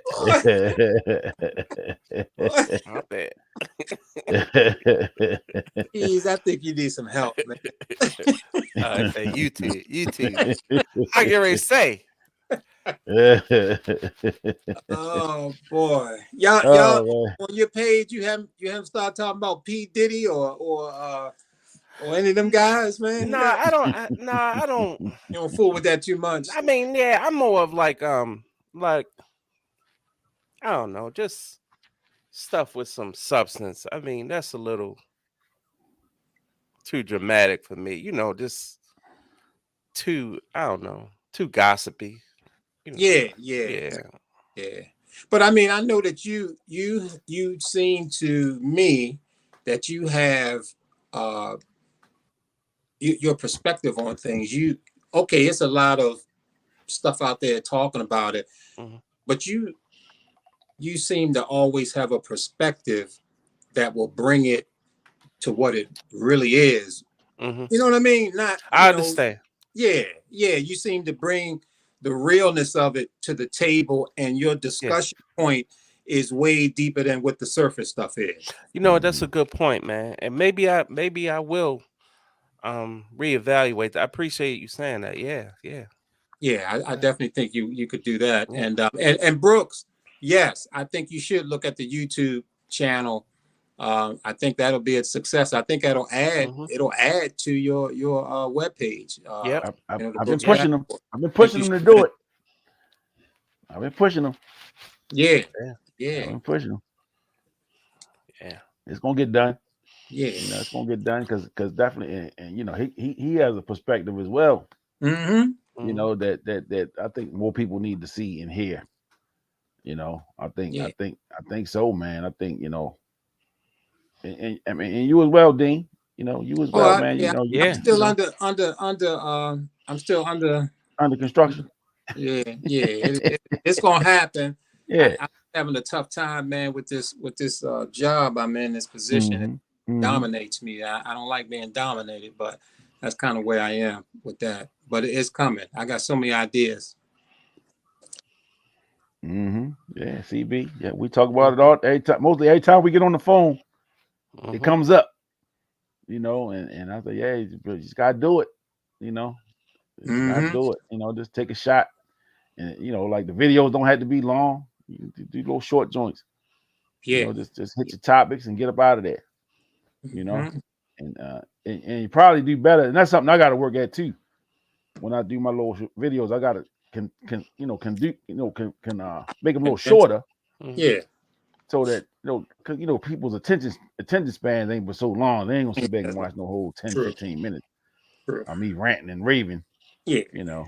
So I get a little better with that and work on that skill. But yeah, I appreciate the feedback from the group, from the suggestions, and we all push each other to do our thing, man. We, like I say, we all got a perspective and we all got a voice. We all talk about different things and I've decided to kind of make sports my my go-to. I don't want to talk too much about politics and a lot of the current event type stuff that goes on. I mean, it's not that we can't, but we'll go to Cheese platform for that. Unless OJ committed another crime, then a sports figure, and then I'm gonna have to talk about some shit. But you know what though, man? You say you make a good point, and it's a lot of people who look and say, "Oh man, they don't have," and it makes you hard to get guests, especially if you're trying to get guests who have some sort of popularity. You say, "Oh man, they look at your profile, and I only have 1,000, little over 1,000 YouTube followers," and they say that, and they be like, "Oh man, I don't want to go on that show. I don't have." But see, here's the thing: there's a lot of people in the grave who had brilliant ideas, never used them, or never stepped out on faith to say, "You know what? I'm gonna try this." And you never know; it may never catch on, but then it's that chance that it will catch on, and that's something you at least have to try, Yeah. And I say that to, all you guys, including myself, that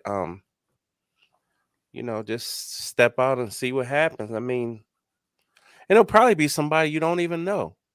Yeah. Who may More be times one than of your not. maybe your biggest supporter and be like, they may be in California. "Oh man, Dean, I caught your YouTube channel, man, and I would like to be a sponsor on your channel." Bingo. There you go. Sure. Next thing you know, they said, "I give you $500 a month to advertise my product." And that's $500 you didn't have before. Absolutely. So. And then you on there doing Vitabright commercials. Yeah, you never know. Yeah. So. Everything's all right. What do you say? With Vito Bright. Dynamite. I forgot. Right, I know. All right, fellas, I'm about to get out of here. The game about to start. Oh yeah, it's time to wrap it up. But I appreciate y'all brothers, man. For real, absolutely, man. And I look forward to the next one. Yes, sir. So we got to coordinate with CB, man, to see what the schedule is. So we might have to do a weeknight or something. I don't. Y'all got to coordinate with him. I don't. I'm gonna be here. It's just he gonna be here. I'm gonna be here. I ain't gotta coordinate with him. I'm gonna already be here. And that's a capital B. Yeah. Yeah. In the words of Michael McDonald, y'all gonna be there. CB, do you have any parting words before we get out of here? You can't just let this guy. Look, he laughing, but it got to come with something else.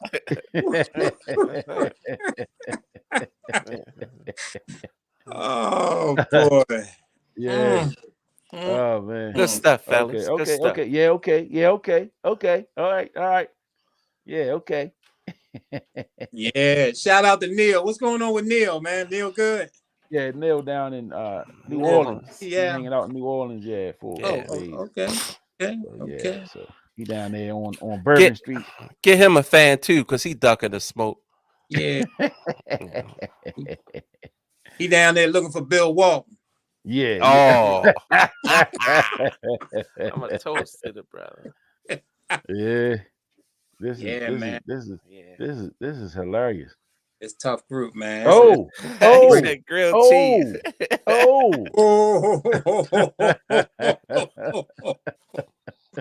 Okay, grilled cheese. Small C. Are the edges burnt? Yep. He said the edge is burnt. Are the edges burnt though? Yep. You know, you got to do that grilled cheese right, man. Yeah, Yeah. man. It's all about the right amount of cheese in there, and Yep. you know, all that it gotta be cooked right. That's Yeah, true. yeah. They think it's simple, but it's not. No, it's not. Yep. Yeah, it's a science to that. Yeah. Yeah, but yeah, fellas. So it's almost game time. Get up out of here, man. We been doing this thing 3 hours. Yeah, You know. we on there. You're gonna have to slice and dice. Yeah. Slice and dice. 3 But okay. hours. Had a good But yeah, time. good time. Yeah, for sure. Good conversation. And go Ravens. You know, go Ravens. You know. Can you dig it? Oh, he said no. Good ghetto hood style. So Ghetto hood style. you know, Yeah. it might be burnt. Yeah. Government Like cheese. There government you go, CB. cheese. There you go. Yeah. Government Big- cheese. With the Mhm. you know with the cut right. that ain't quite right. Yeah. You know, a little thick on Yeah. one side, a little thin on the other side. Yeah. Yeah. The good government Mhm. cheese. Yeah, it Mm. is. Yeah. Mm. Well, fellas, y'all enjoy the rest of y'all Sunday. All right, fellas. All right, man. Let's Y'all be good. We do it again soon. Great things happening in 2024 for all of us. Yes, sir. Indeed. Know that. And in 2024, we definitely gonna have to take the show on the road and get some Oh, yeah. people out and cut up. Absolutely. Well, y'all have a good one, man. Thank everybody for tuning in. Don't forget to like, comment, share, subscribe, follow us on all platforms, man. Don't forget Right. them t-shirts. The That's right. t-shirts. Got more merch coming. We out. Peace. Peace.